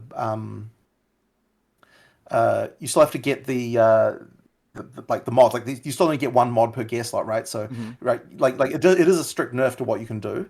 But I believe that we also adjusted the formula at the same time. Like in terms of what the max that it affects. So as far as I'm understanding, like it means that like you don't need more of your gear to have item rarity on it. Like it's just that the displayed number and the cap is now lowered at the same time, so that you kind of like you've got Just that feeling of like, delete okay, this like I can shit. see this having a lesser Holy effect from what fuck. it would have had before. Amount Just of sort of time they've communicate that a yapped bit about better. this over so Okay, many let the podcasts and speculation run interviews. rampant. Let's go to a Just fun delete question. it. I don't know if you have the stats on this, but I'll ask you anyway. So for Path of Exile 1, we can see Steam achievements of like who's killed Hillock and who's finished the campaign, who's taken out the Searing Exarch. Do you have those type of stats internally for Path of Exile 2? And do you know like the percentage of people who have killed the Miller, finished the campaign, and killed the Arbiter of Ash? I actually don't know what those are offhand. We can get them. Like we do have stat collection that for that kind of thing. But yeah, it would just be a question. Not so. One of the things with this is I normally only ask for stats about things if I'm actually got like a change in mind that I want to do in response to those stats. Okay. There's one of these Chris Wilson mistakes missing. people can make sometimes where they effectively just like look at a bunch of stats to see what jumps out. Yep. And the problem with that is that you can get outliers that then cause you to make bad decisions. So I sort of prefer to be like, before I go and like use a stat for something, I'm like, okay, what would I do if the stat was, this value? What would I do if it was that value? And kind of know the answer to that before I ask for the stat, in order to prevent myself from making decisions based on just like looking at a bunch of stats and just finding the outliers. I know that you were using stats a lot, and I think it was 0.2 with volatile plants. You found out that it was killing so many players, and you made changes based on those stats. Have there been any for 0.3 going into 0.4 that have stood out to you? Not that I'm particularly aware of, but as I said, it's not kind of the domain I normally work in you for didn't do that kind of balance. So yeah, but it's as I said, it's the kind of thing that we'll look into when we like. I mean, a really common situation is if people are complaining about something, and we're like we don't understand it. That's a good time to go to the stats to be like, okay, well let's try to find out why, what's actually going on here, like what's occurring. Dude. Okay. Question about Fate of the Val a little bit, and its loot. So we obviously have the temple that we're building. Is this going to be something that's influenced by item rarity, and are we getting drops from here, or are they all in like reward curios and chests and all that stuff? So it's a mix because the monsters in the temple just have regular item drops, and those like effectively get juiced by mods that the rooms can give. So effectively, it can mean that you got this sort of more traditional way that you can juice mods, like you can juice rarity of things in that way. But then there's also particularly like fixed drops, and a lot of the rooms, like generally speaking, most of the rooms will have some kind of drop with that. But the way that it's often delivered is in some kind of crafting device that you can either use right away, or you can take the currency from, or like in the higher levels and that kind of thing. So like there's a lot of kind of fixed drops or like fixed uniques and all that kind of stuff. So a lot of the rewards just come from those sort of fixed elements, which you will know that you're going to get because you've got a certain room. So obviously people will have to like work out like what comes from what and everything. There's not that many rooms, but then they do have different levels, and so like generally speaking, they get more. Things get more powerful as you go up, and then also you've got the stuff where there's like there are extra reward rooms that you get for killing the architect and that kind of stuff. So yeah, there's a lot of fixed drops in the league for sure, but yeah, more traditional stuff from just from regular monster killing. And how high can you juice up the temple? Do you expect it to be on par with the rewards that people are getting from maxed out maps and the like, or does it yeah, it should absolutely be. So I mean the intention was to scale it into end game, like both in terms of difficulty as well as the rewards. So that's why I've got the whole like tier 3 room thing going on, where they give mods, and like you can stack a lot of that stuff. It can get very, very hard. The thing that I think people should understand, just by the way, which is probably something we should communicate in some way in the game as well, is that you don't have to keep killing the architect necessarily. It can be a better strategy to not kill the architect and instead just build up the temple with lots and lots of rooms if your goal is like kind of like max end game juicing, because the architect has got certain rewards that they can give you with specific reward rooms, but it does like destroy more of the temple when you kill him. So like if you want to build the biggest temple to get like the most maximum amount of just like traditional rewards in the sense of just like juicing individual monsters, the best strategy is like don't kill the architect, instead instead just like finish the rest of the temple and then build more and get it as large as you can to get the most mods possible. Right. So there's kind of like a few Fuck strategies. Like you've got that. like architect killing, which is going to get you Fuck reward that. rooms. You've got like just build the temple big and just get traditional drops, or you've got like Zeri kills, which is going to getting the Zeri rewards and that kind of stuff. So there's kind of a few different strategies That's you what can I'm have gonna there. do. Now, this league, one of the big things I saw from a lot of players who didn't play Path of Exile 1, PoE 2 was their first Exile game. They saw you guys presenting this league mechanic and their minds just exploded. They're like, oh my gosh, the complexity, this is wild. Have you guys thought about that? Does it get a little bit in the weeds sometimes with it, or can you kind of just build your temple and go and expect to have a good time? You can just build your temple, and like because of the fact that it shows you the squares that are gonna upgrade things. Like now you can think about it, but like you can be thinking on a deeper level of like I want to upgrade this specifically, so I'm gonna make sure like leave a hole here to place the room that goes next to it, that kind of stuff. Yeah. Like, you can think like that, or you can just place things where the bright green is, and you'll honestly do fairly well. Like the UI is definitely like a lot better than what we would have done in the past, and it's actually one of the reasons why I developed the simulation myself, because I was writing the code in such a way to make the UI for communicating the stuff as easy as possible. So like one of the things I was initially like is like if I just made this without thinking about the UI experience, it probably would have gone very differently, because when I was building, I'm like, okay, every single thing you do, you need to be able to show the user exactly what it will do to the temple when you hover it. Like before you commit, you need to see that, which means you need a way to like predict the next state before you've actually committed to the previous one. And that's like just like a thing that's like easy to do when you're building it initially. It would have been hard to bolt on afterwards if I just asked a UI programmer to do that. So like it's that kind of thing that you need to think about really early on. And then there's also the whole idea of just like, making sure that you can even like by being able to do that look ahead for each option, you can then say like, okay, will this upgrade anything and that kind of stuff. Like it allows you to like to get those UI cues in really well. So it just makes it much better for communication with the players. Yeah. I love hearing the game design tidbits. I swear that's my favorite part of all this, learning all this stuff. Okay, you also said that Fate of the Val was your first full league that you built out in Path of Exile 2. It has very in-depth mechanics, it has the new pinnacle boss, it has all these unique crafting capabilities. Is this something that you guys are going to look back to do for the other leagues that were ported to PoE 2 from PoE 1? So your Rituals, your Deliriums, do you want to give them the full treatment that I feel like we got with Abyss too? I feel like you might be selling yourself short. Yeah. So I mean, Abyss was pretty good for sure. Yeah. It's just that this one's even just slightly a bit beyond that, and I feel like put it this way, I would say Abyss was reaching the tier of like stuff that a PoE 1 league has been doing, but I feel like this Fate of the Val is more like what we kind of want to be doing for a PoE 2 like tier of league in terms of like the amount of stuff going on. Now you're completely right that some of the older leagues are not nearly as good compared to in PoE 2. I mean, compared to the newer stuff, and that really is where 050, like with all the in-game stuff we're talking about. Like, it's about that, right? Like it's about making all those league mechanics feel more full, have more things going on. Like making sure that and like when we talk about the Atlas tree, it's like like a lot of the reason why the Atlas tree is not as good is because there aren't as many things that it can do to the leagues that are in the Atlas, and things like that. There's like stuff like that needs to be addressed. So it's a lot of that stuff that needs to happen to kind of make the in-game patch is gonna go nuts. The in-game feel better, and it really is about making those leagues feel more interesting.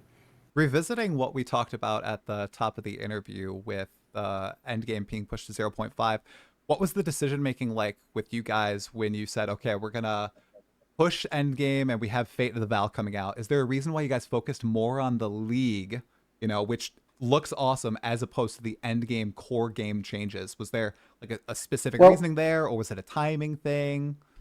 It wasn't necessarily a question between the league and the end game, because you need to have a league. You just have to. Yeah. Like people will not come back if there isn't a league. So like that's just mandatory. So really it comes down to what other content is going to be in the patch. And it really would have been, if we wanted to push to get the end game stuff done, we probably would have had to sacrifice the druid, which I really didn't want to do. And there was a point where we're like, could we sacrifice the druid to be able to do this in-game stuff? And we decided, you know what? I think that's probably a worse trade. But even then, I think it probably wouldn't have delivered quite the what we needed to have, just because You know, like there are some for content like that. There's quite a lot of things in the deep in the pipeline you need to do, like in terms of just like modeling and animation, all that sort of stuff that needs to happen relatively early. So I don't think it would have been as good as what it will be when it's in 050 instead. So I feel like we would have compromised in two ways. We would have had like no druid, and we would have had a worse end game expansion as well. So I definitely don't think it was the right move. Yeah, gonna definitely. I don't see why be they're better forcing these hardcore timelines when the game's in Definitely EA. fair.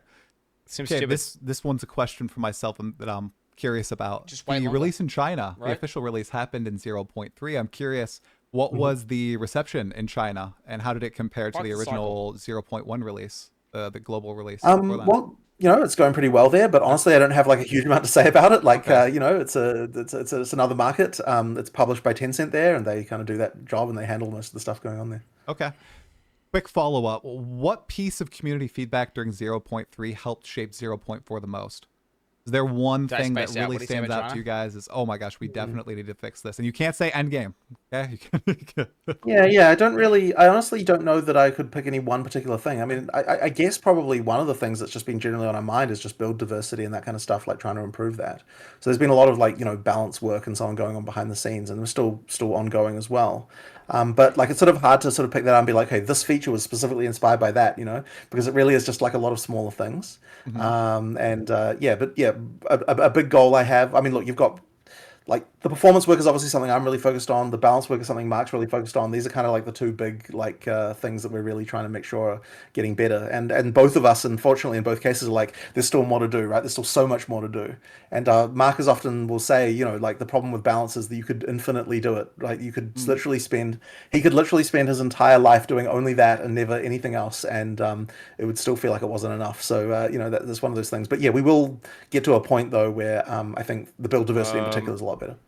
The ascendancy buffs Hire a were balance pretty guy? exciting. I was shocked to see almost every single one was buffed. What did you guys look at in particular to make those decisions? Do you guys use like PoE Ninja? Is it primarily just reading about the feedback?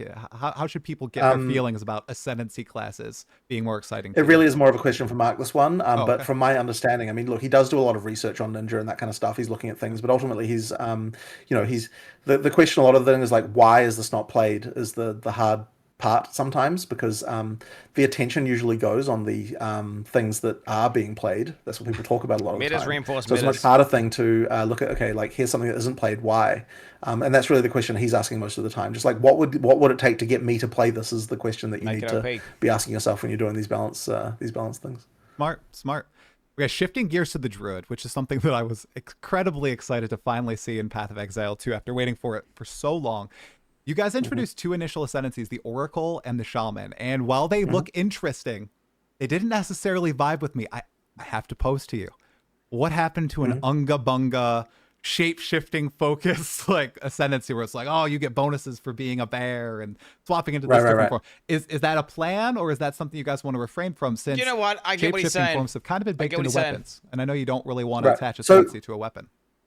Generally speaking, ascendancies don't do things that are like, we try to make it so they can be used on many classes with many builds. And so if we just said like, here's the shape-shifting ascendancy class, everyone would just do that, and then there kind of wouldn't be any room left kinda over like for other Necromancer though, things.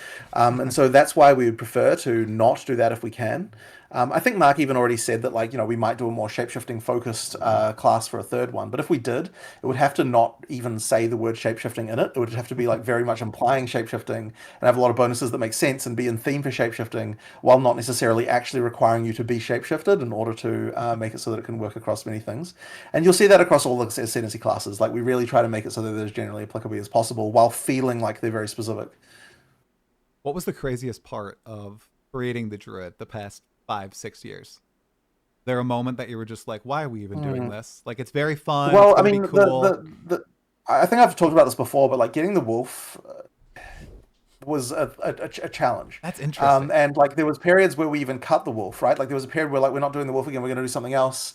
You know, like it ended up being something that people really wanted, and even internally, so we kind of had to do it.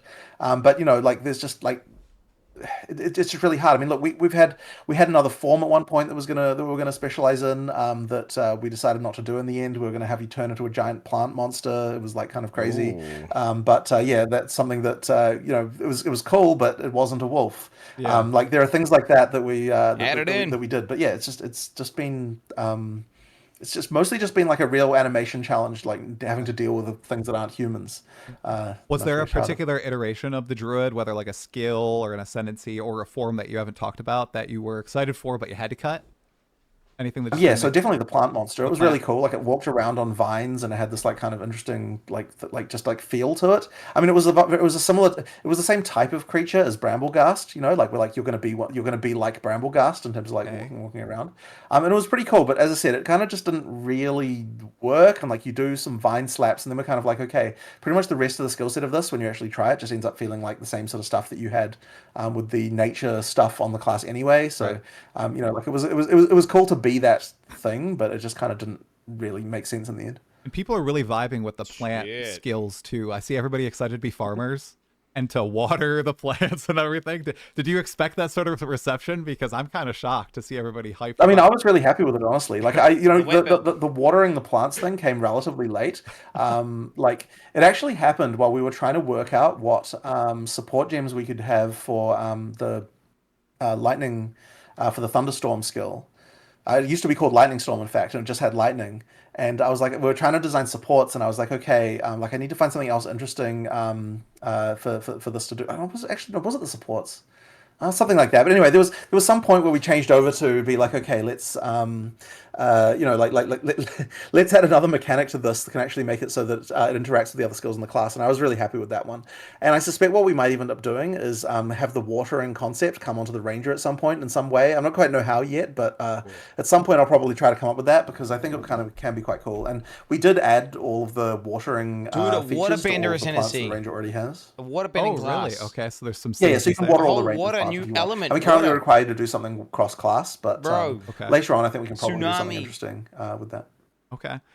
I want to swap gears and talk a little bit about bosses. Back in 0.3, you guys tremendously decreased the health of pinnacle bosses, not bosses of maps or anything.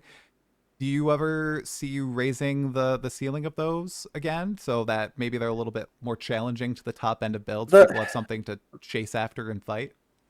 The problem with this is that we don't want to limit the number of builds that can be considered viable too much by having the pinnacles be too high in life. And it's especially a little bit, it can be a little bit deceptive when you've got a few things that are completely crazy at the moment that, like, you know, can sort of effectively make it seem trivial to a lot of people. But yeah, ultimately it's like the higher your ceiling is on the pinnacles, the higher well, effectively, the higher bar that a build needs to clear to actually be considered viable, and I think it was just kind of not really quite healthy. Now, there could still be some adjustment to this, of course, right? Like, we'll adjust it once we have a look, but we have to get the balance into a bit more of a, like, correct place before we can sort of say that, like, okay, here's what the life needs to be. And, I mean, look, it wouldn't surprise me at all if we ended up buffing some of that life a little bit, but I don't think it needs to, I certainly wouldn't want to be like, okay, this is, like, 3 times higher and, like, ultra challenging. Because as I said, as soon as you have something like that, that'll become the bar you need to clear for it to be viable, and suddenly a bunch of builds just get erased. Do you know what T17 is? So that's the challenging part there. All right. And I also see, and I debated it myself, people talking about the new boss resistance window. This only exists in the patch notes right now, unfortunately. So we don't know how it plays out in game. Could you just give the skinny on why you guys implemented it and how exactly it works? It's just to prevent preloading of the boss with, like, all sorts of stuff. You know, like, so I don't know exactly how long it lasts, but it's not long. It's just basically the first few seconds of the fight. You you know, the boss is resistant to stuff, and honestly, in PoE1, a ton of bosses have this. It's just like it's just already a thing. In PoE2, we didn't have it. It's been you know, we're adding it. It just prevents, like, some of the sort of, like, weird abuse cases that you'll get of, like, you know, I'm going to just preload the exact place where the boss is going to stand with all of the effects, and then you know, the boss is going to get a chance to move before it dies. So yeah, it's just to prevent that kind of thing. Okay. A little bit of a quality of life feature regarding the endgame and tablets. Right now, tablets, they have different icons on them, but it's really hard to differentiate, especially since there's no, like, stash tab for them. Is there we can probably sort that out. Like, I agree that that's something that we just need to fix. And actually, I actually brought it up like yesterday with someone, so we might even see if we can fix that before the release. It's possible. Yeah, but I'll see. I'll check. They said that okay, about map cool. it was like 4 weeks and they didn't have it in. This is a fun one here. So the Path of Exile 2 campaign, swapping gears entirely. Are you satisfied with the current difficulty curve for the campaign? I would say that I mostly am, but there have been some cases where we had problems with weapon types during campaign. Mark mentioned this basically, where you just had holes in the progression where, and you wouldn't really appreciate why it was as a player, but like it meant you just didn't get upgrades for your weapon for pretty significant periods of time in some cases. And so we've effectively plugged those now so that the weapon progression should feel a bit better as you go through. And that should mean that like if you fell into a hole with regard to not being able to get a weapon upgrade in certain places, which was like just an issue, you know, for a lot of the time, then yeah, that should be sorted out at least. But that being said, like you do want some things to be harder and some things to be easier. Like generally speaking, what we want is like towards the end of an act, it like ramps up in difficulty and gets a bit harder, and then when you have the next act, you get a little bit of a downgrade again. So you get that sort of feeling of relief a little bit of like now I'm just fighting regular trash monsters again, and then it kind of ramps up again to get harder again. So that's kind of the ideal curve that we get, and you know, to sort of make things not feel too flat, like you get a bit of variety of experiences. I'm glad you brought up the weapon drop thing because that's something that's been brought to my attention quite a bit, and I've experienced it too, where the difference between someone who gets that lucky drop and someone who doesn't. I mean, you can have a 30-second boss fight or a 3-minute long boss fight, and some people, they can't last that entire 3 minutes, unfortunately, and they end up just giving up. Right. So it sounds you guys adjusted essentially seating. Well, what more mostly is was just that you'd have situations where you'd have like gaps of like 28 levels before you got a DPS upgrade, just because of the way the weapon types happen to be. Yeah. And like that's obviously not right. So you know, like it should. I'm not going to say it will prevent you from ever having a situation where you would not get a good weapon, but it certainly should reduce the number of cases where that happens quite a lot. Just by virtue of improving that. This also feeds into a topic you guys spoke about a few other days, where there's power in your gear and there's power in more deterministic avenues, you know, the passive tree, your skill gems and all that. And I think during the campaign, it's one area where people can drop off entirely, where if they're not lucky and they're not getting gear upgrades, they can't go somewhere and farm power in their gems or, you know, get more levels in the passive tree because it's not as powerful if they don't get, you know, that gear drop. So do you have any, oh, we talked about this before. Do you have any ideas for like maybe pushing players to the shop or doing the crafting tutorial I know we spoke about a few months ago, so like the new players, so they know, like I do, oh, well, just go check the shop when you level up. You're probably going to get a weapon upgrade there. Oh, gamble with the gambler. You're going to get a massive upgrade there. Is that something you would look to put into the game sometime soon? Well, okay, so I do definitely want to put a thing about crafting, a tutorial for crafting, because I do know that that's something that's like less obvious. I would sort of hope that people don't need to know about the fact that like there's a shop there, right? I mean, they're there, right? Like it should be relatively clear. Like that one, I don't think there's any like misunderstanding about that. I guess, funnily enough, I think that's more of a PoE1 player experience thing, where like they expect the shop items to be bad. I think people who weren't PoE1 players would generally expect that the shop items can be good, because most games do have good shop items. It's just really PoE1 that doesn't. So that can kind of be that like that kind of issue that's going on with that particular one. As for gambling, I mean, yeah, like people try that generally. I think that's kind of mostly okay. So it's really the crafting. I think that if you're a new player and you don't understand how the crafting works, that can be the thing.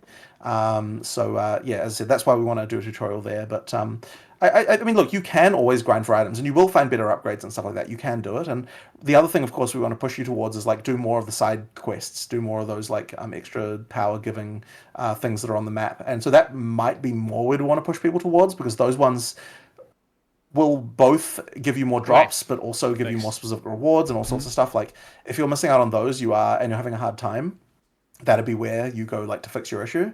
We've sort of had a bit of a hard time communicating those as much like as what some other games have done. So I think that's probably where I'd want to try and improve the communication there. That sounds good. Elaborating a little bit on the crafting side of things. The last league we had Abyss and we had the Bones and that crafting, and we had the special Lich modifiers. That was all super cool. It led a lot of people, though, to go use resources outside of game, because these things, these omens, these bones, they're very valuable, and people didn't want to waste them, right? Or they end up just selling them. And do you have any thoughts on whether or not you guys would ever implement some in-game resource where it tells you, okay, this item has these particular affixes, and you can roll these specific modifiers because it has these tags, like all that information in game, because it's all there. You know, you go to PoE2DB or you go to like Craft of Exile, and it's all in the files. It's just not in game. Is that too, like, I don't know, you interact with the UI too much or something? Or so there's a couple of things about that. So we'd have to make some kind of like, I'm not totally against doing this as like a kind of like a mod database almost type of situation, maybe, but I do worry that it will like when you're actually new, that'll still steer you away. So like I kind of want to it's find a like- way to do it's that hidden doesn't in the feel menus. wrong. We did at one point talk about having like a crafting system type Control window Alt. thing that would like help you with that, but it kind of didn't really end up going anywhere for various reasons.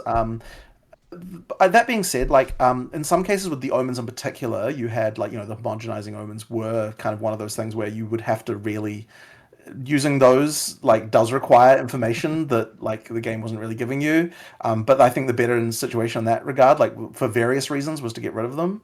But look, there's always going to be cases where you can get advantage by going to information sources out of game. Like it's definitely going to be the case. Right, yeah. So like on some level you kind of you've lost that battle before you even started. So But no, it's I think that unacceptable to servicing have what to- mods can generate is interesting, and maybe we should do that. Mod pools But I don't should know be- that I go too much further than that.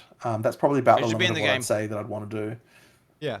No need for like tutorial, just a resourcing game to read, just so people Right. are aware of You what's gonna highlight happen. over the item and you Like, press I remember two I big was so buttons. excited when I saw like, the Kurgle modifier and the Ulaman. I was like, oh, what are these? What could they be? And then I thought, oh man, this is probably really costly if I end up using it without, investigating first. So Right. sometimes it can discourage people from experimenting and just lead to, okay, I'm going to list it on the trade marketplace and not touch it. So that's good to hear. Right. Now, I saw a little bit of confusion on the forums about the increased monster hit points and how ailment thresholds will scale with that. I saw some devs maybe saying, oh, well, those are two different stats in PoE 2. They don't correlate. Have you guys thought about how monsters are going to have higher health now and how that interacts with player ailments? I don't know actually what happened with this. My assumption would be that the ailment threshold would not be affected. That's my assumption. Okay. But I don't actually know that for sure, so I'd have to actually ask someone to find out what happened with that.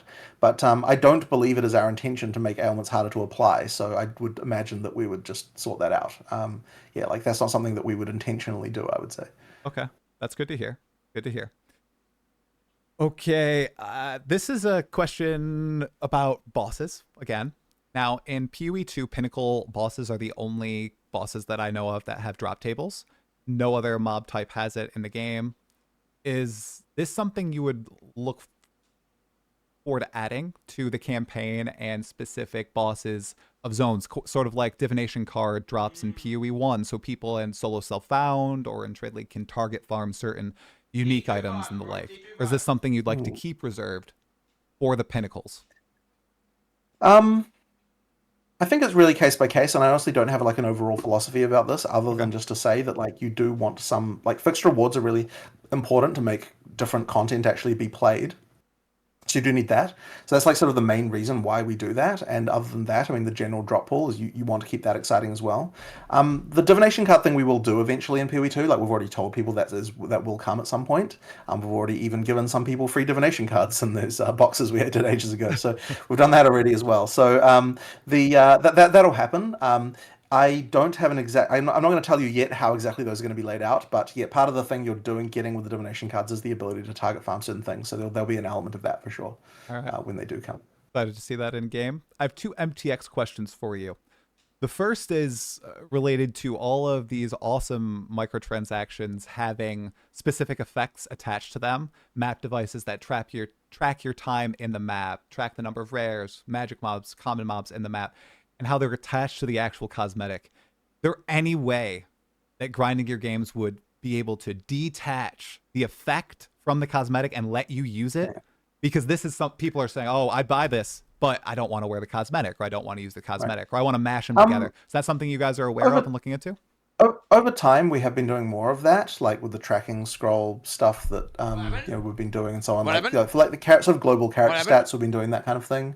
But then in some cases we do just like part of the excitement and theme of the item is the thing that it does, right? So like, look, it really is case by case. But like, I mean, yeah, sure, we do hear that, and we have been moving a bit more towards that with certain features, but other ones not. Like, and so with the map device thing, for example, like I think it's kind of important that the map device is part of the the thing of that, like it's right in theme with it, and it's what makes it interesting, and so on. So yeah, as I said, I wouldn't want us to get away completely from that, but we have been doing more of it in certain cases of splitting the functionality.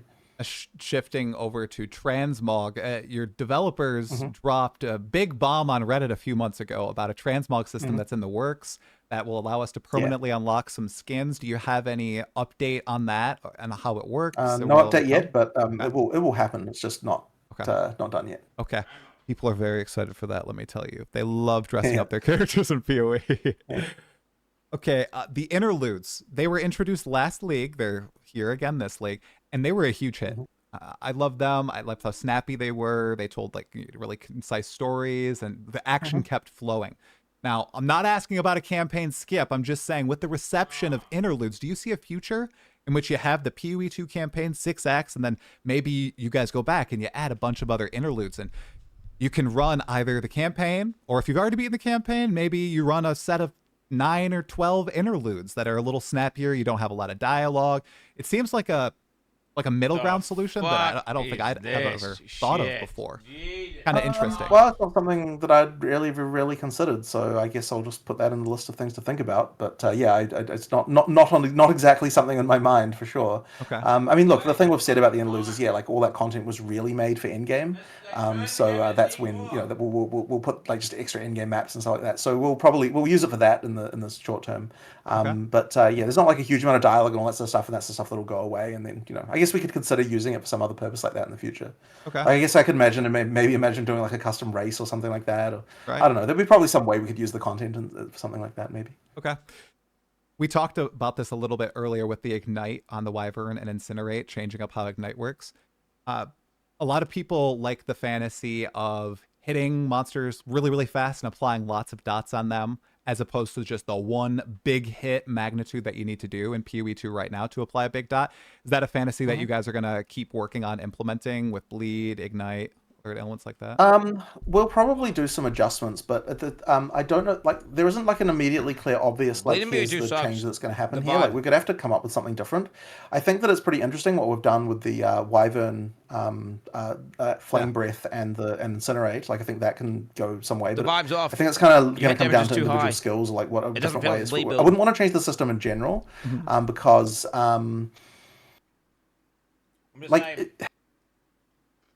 so in PoE 1 you could kind of do this, but like the specking was just kind of a few different random multiplicative scalars that didn't really make sense, and I kind of didn't love it. You need like a thematically sensical way for it to happen, that also can't be taken advantage of, and like in a negative way. So like it's kind of a little bit tricky. I do understand that like that is a fantasy, but yeah, like it's I think it's going to come down to individual skills and uniques and stuff like that to sort of enable that. Maybe even a keystone. Like there was some discussion of like a keystone to change Ignite into more of a different way to apply it, but we didn't quite work out exactly how that could work yet. But yeah, I don't think it's going to be like the core way it works. It'll be more just like unlocked by other mechanics, I would say. Okay. You were talking about builds that you guys were designing for the Druid. You're going to release them in a few videos leading up to launch. For any patch in the past, was there a build that you guys discovered or thought about that maybe it's no longer viable, maybe it is, that you guys were really excited for, but nobody discovered it? Is there anything you can think of? Don't know if I can really remember anything particularly. The players usually find much more stuff than what we find, quite frankly. And there's just so many more of them, so it's kind of hard to hide things, I would say, as far as mechanics go, because yeah, people uncover them for sure. The much more likely scenario would be that there was something we thought was viable that ended up not being, but nothing comes to mind about that. Oh, okay. I was going to ask, is there anything that you were like, oh man, this is going to be so Nothing busted, comes and to mind, unfortunately. then the players are like, wow, this is total crap, Jonathan. We don't want to play this at all. Okay. Question about the future of PoE 2 and PoE 1. I know a few interviews ago you mentioned that you guys are you're looking to hire some producers for the team to help with like the project management loads. Long term, in an ideal world, are you looking at having Grinding Gear Games with a Path of Exile 1 team, a Path of Exile 2 team, and some people that work between the teams? Or do you really like the atmosphere that you've curated where people are, working on PoE 1, working on PoE 2, they swap between them constantly every 2 months? We have been splitting people up a little bit more, and that's mostly because like having to deliver something every 2 months is really quite hard. Right. Like just mentally in terms of people, trying to work on the comfy stuff. as So like we've actually been doing that a little bit more. And I mean, look, eventually it'll be good if like, most people can only have to worry about a release every 4 months rather than 2. So that would kind of be the goal, but yeah, it requires like, having 2 of everything, right? Like you have to have people that can do every single job but twice, Right. which isn't always necessarily easy. So yeah, we'll move towards that, but it's just going to take time. Okay. With your Path of Exile 1 and Path of Exile 2 leagues, I've noticed, especially the past two, I'd say Keepers of the Flame and Abyss, you guys have really gone in to adding more story flourishes. And this is something I kind of care about, like Aelith's story. I guess I won't spoil it for people who haven't played it yet, but Aelith and the whole Keepers of the Flame story was really, really interesting. Is that something your narrative team is really keen on like evolving as each patch comes out? Now we have interactive dialogue, we have these cool Easter eggs and all that. Is that something that they're like, they have more bandwidth to do now, or? We've hired a lot more narrative people recently. Like the team's much bigger, so that's why that's sort of starting to happen. Oh, really? In fact, we just had another one start on Monday. Yeah, like the team's expanding in that regard, and yeah, that's why we're now able to do a lot of the stuff that we previously just weren't really able to do. So yeah, it's definitely something that we've improved a lot. Okay. Yeah, I really appreciate those extra little touches too. So as a lore enjoyer myself. Okay, I have a bunch of rapid fire questions for you, Jonathan. I maybe they'll inspire some discussion, but they might be simple as well. And then I have one thing to close out everything with. Okay. Damn. So first, we were planned to get a pathing import for the passive skill tree in PoE 2. Is there any status on that? Is that still coming? I don't have a status for it, but it still is planned. Okay. So I still want to get that. Okay. How about sprint? Okay, I think after a few days of clunkiness, I love it. Okay, but I was very frustrated and I was dying a lot those first few days.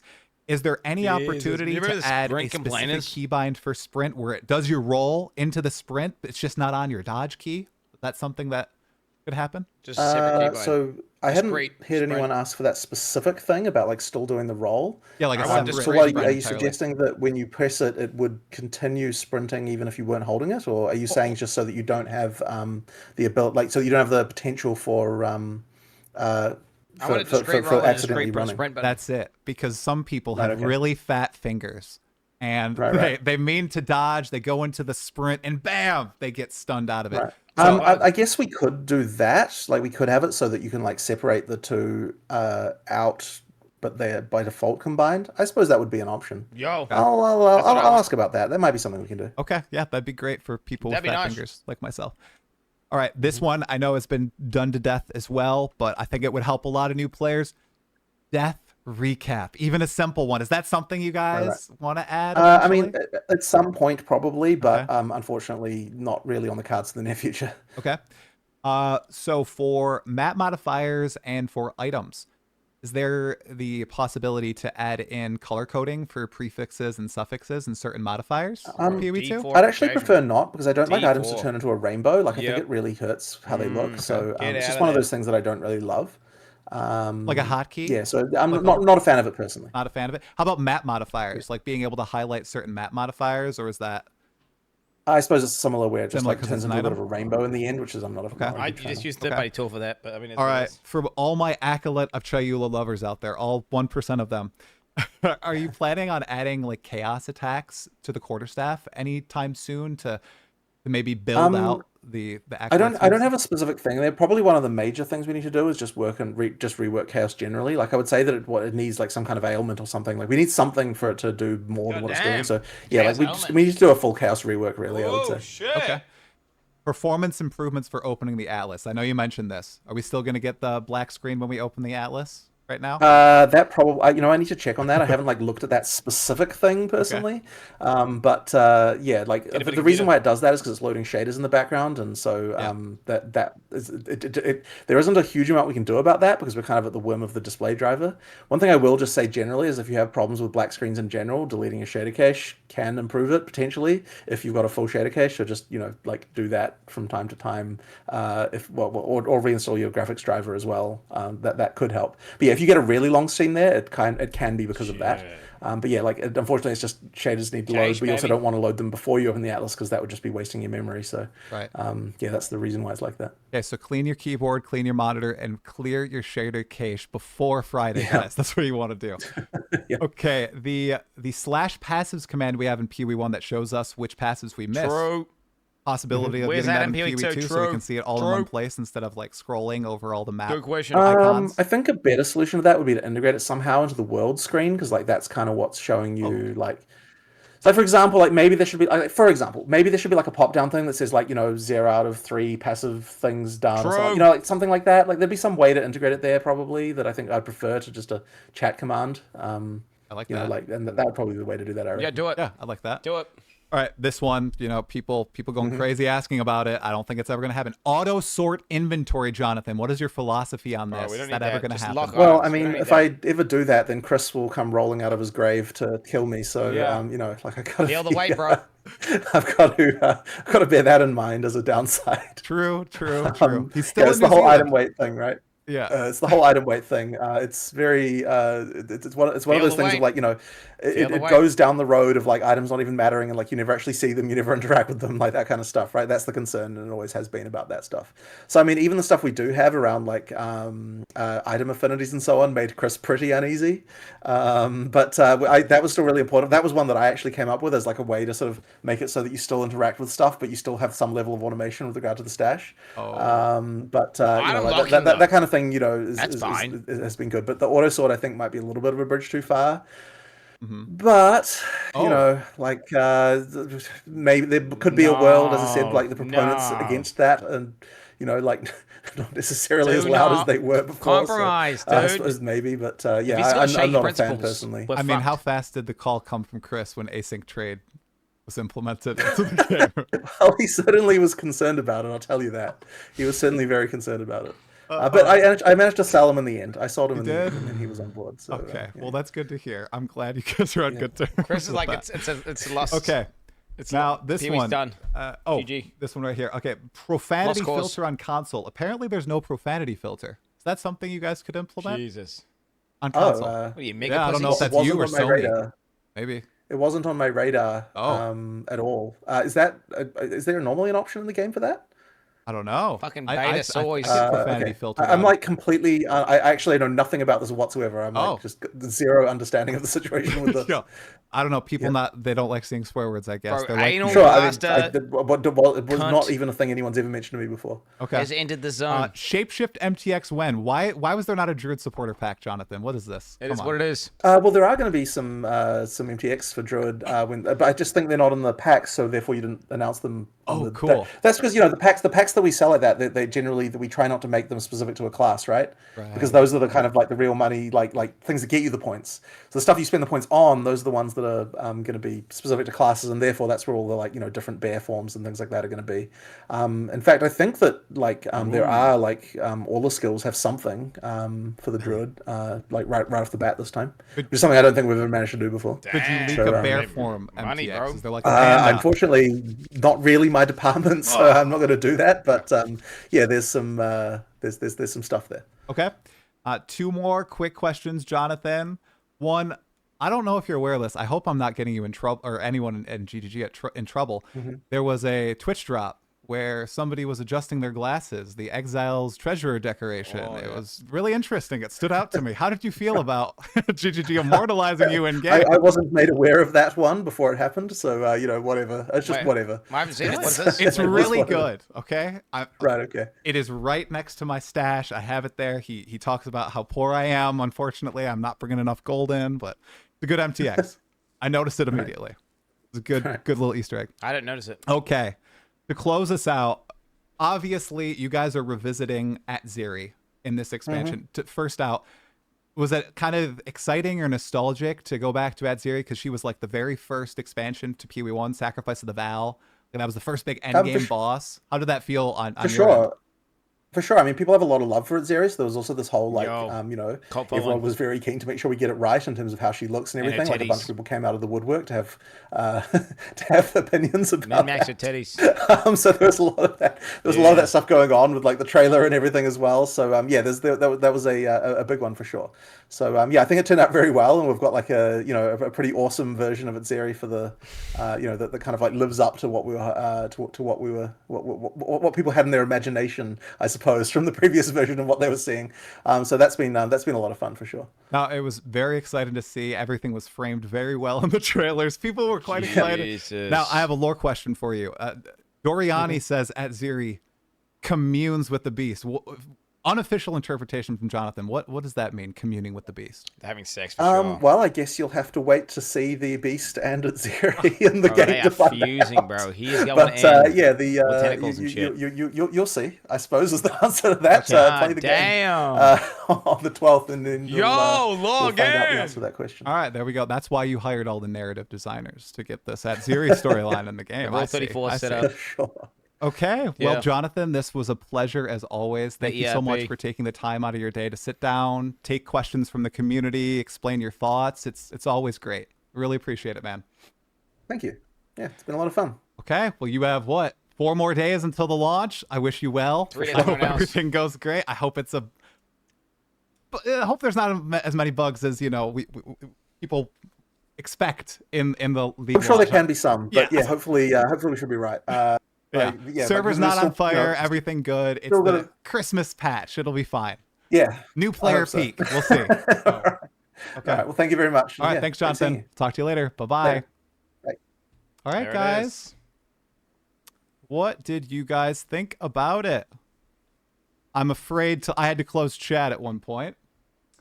I had to close chat at one point, so that's all I'll say. Did you guys enjoy it?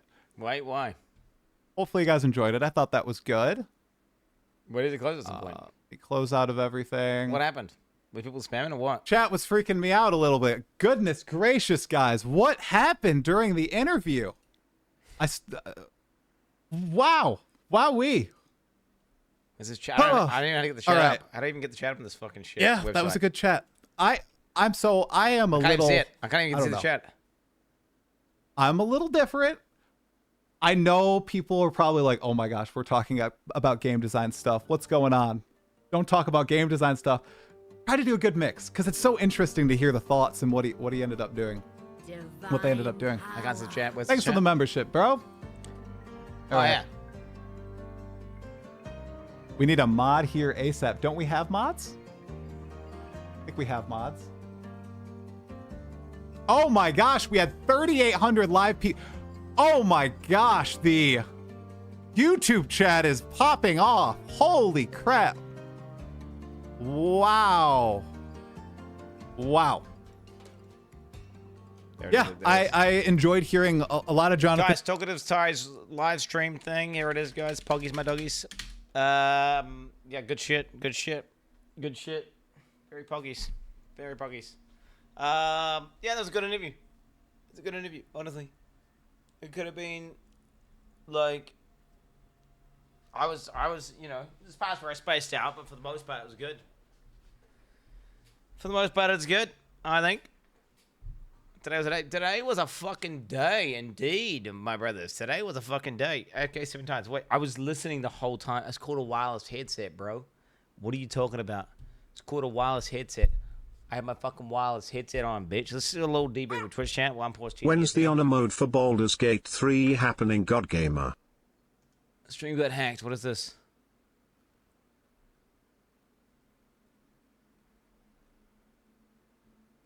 What happened? We are... Wait, what is this? Do not expect this. Knowledge is free. We are anonymous. This must be a mod. If a mod did this, can you put it on screen right now to confirm? Censored. What?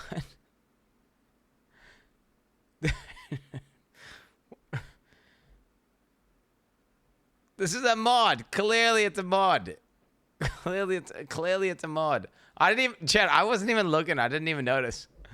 I literally didn't even notice. I think it was overall good. And yeah, I must admit, do you know what the interview did, chat, for me? It's just like they hyping me up so hard for the next patch. The next patch sounds crazy, right? Yeah, 0.5 sounds nuts. But I mean, this one's gonna be cool. But I think what's my plan gonna be for this upcoming patch? It's going to be we banning this guy. This is not important news. This is not important news. Whatever this is not. I'm gonna test out the druid and play the druid and try that fucking druid changes and everything. And I'll do all the Astri lore. Right, I'll do all the Astri lore. Above Westspectre unlocked. Okay. That's what I'm gonna do. Click it. Click what? What do you want me to click? This thing? A nose job. Is this relevant? Already. I can only see your chest in front of you. How am I supposed to look at your titties when I'm sucking on them already? I can only see your chest in front of you. And I want to lick your neck. And I want to put my 1.5 incher right into your nostril and make you feel like you have a sick of 7-day cold. Your dick's like a drug to me, baby. Oh, yeah. Oh, baby. Call me cocaine. What the fuck is what was he doing back then? What was Jungle Ryan doing back then? What's up with these like 4-year-old clips of him being like a Turbo Kuma? Is it just a meme or I don't understand? I can't tell if he's joking. The whole thing's facetious.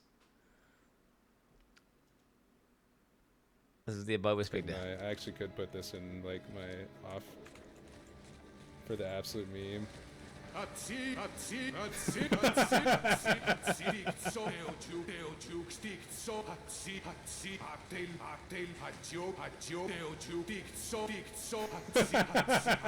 Jesus Christ. Okay, you're like a child drawn to this dumb drama, huh? I clicked it because I saw titties. And then I was not going to click it because I was like, this is just a Kuma clip. Dumb fuck. How's that drama? You fucking retarded, bro? How the fuck do you think that's fucking drama? What do you mean drama? What do you mean fucking... That's a fucking meme clip, for starters. On top of that, again, what's wrong with... Nothing wrong with titties. It's just people linking titties unsolicited that aren't relevant to the conversation. Now, the reason I didn't ban that guy is because it was tangentially related because it was a Jungle Rogaine clip who's part of Exile guy and we're in the part of Exile category. So, which is the only reason he's not banned. If that had not had anything and it was just a Kuma clip, he would be banned. Let's not get it twisted. Ban gambling. I don't know what this is. I don't know what this. Guys, I don't like whatever this clip is. This looks like a cook. This guy got a comment. No more comment. I'm just gonna ban him anyway, bro. This guy seems just annoying. The title of that clip is AIDS. Yeah. Good questions by Talkative Try. Gives me really high for 0.5. Druid sounds like it's gonna be sick. I'm gonna have to. Yeah. I need to plan out what we're gonna do. The good news is, we have 3 days, 21 hours. We got 3 days, 21 hours, baby. That's right. That's right. This doesn't seem relevant, bro. This doesn't seem relevant. Whatever this is. Is this relevant? It better be relevant. So, the plan is, I'm going to deep dive starts tomorrow. Loop Hero, destroyed that game. Destroy that game. Oh, my fucking Clown Week as well.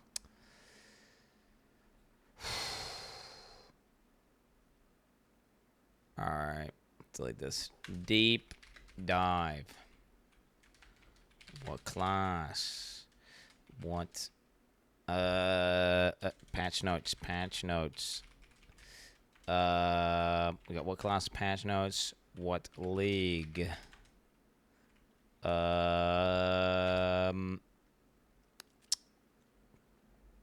Deep dive of announcement. We got, this is all the stuff you got to look forward to. Practice. Okay, time to go live.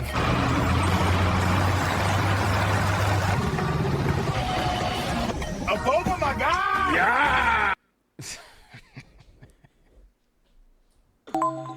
Back to Who Wants to Stream Forever. Tonight's millionaire hopeful is the one and only Quin69. Quin for $1 million. What excuse will you use to leave stream early today? Is it A, Abby needs me, B, children's birthday party, C, hurt a body part, or D, vibe is off? It's D. Vibe is off.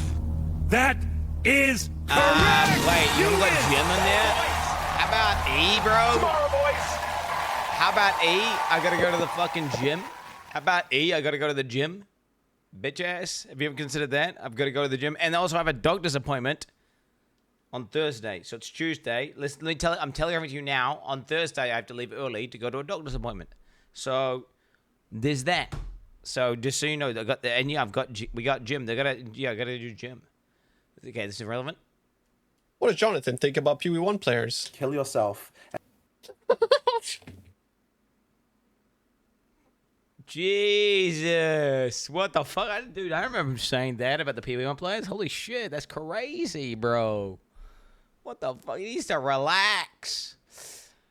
Anyways, boys, thank you very much for tuning in. I really do appreciate it. And tomorrow, boys, the prep begins. Get your Pog champs ready. Deep diving out the wazoo. Popping the fuck off. Practice runs. Just as I can.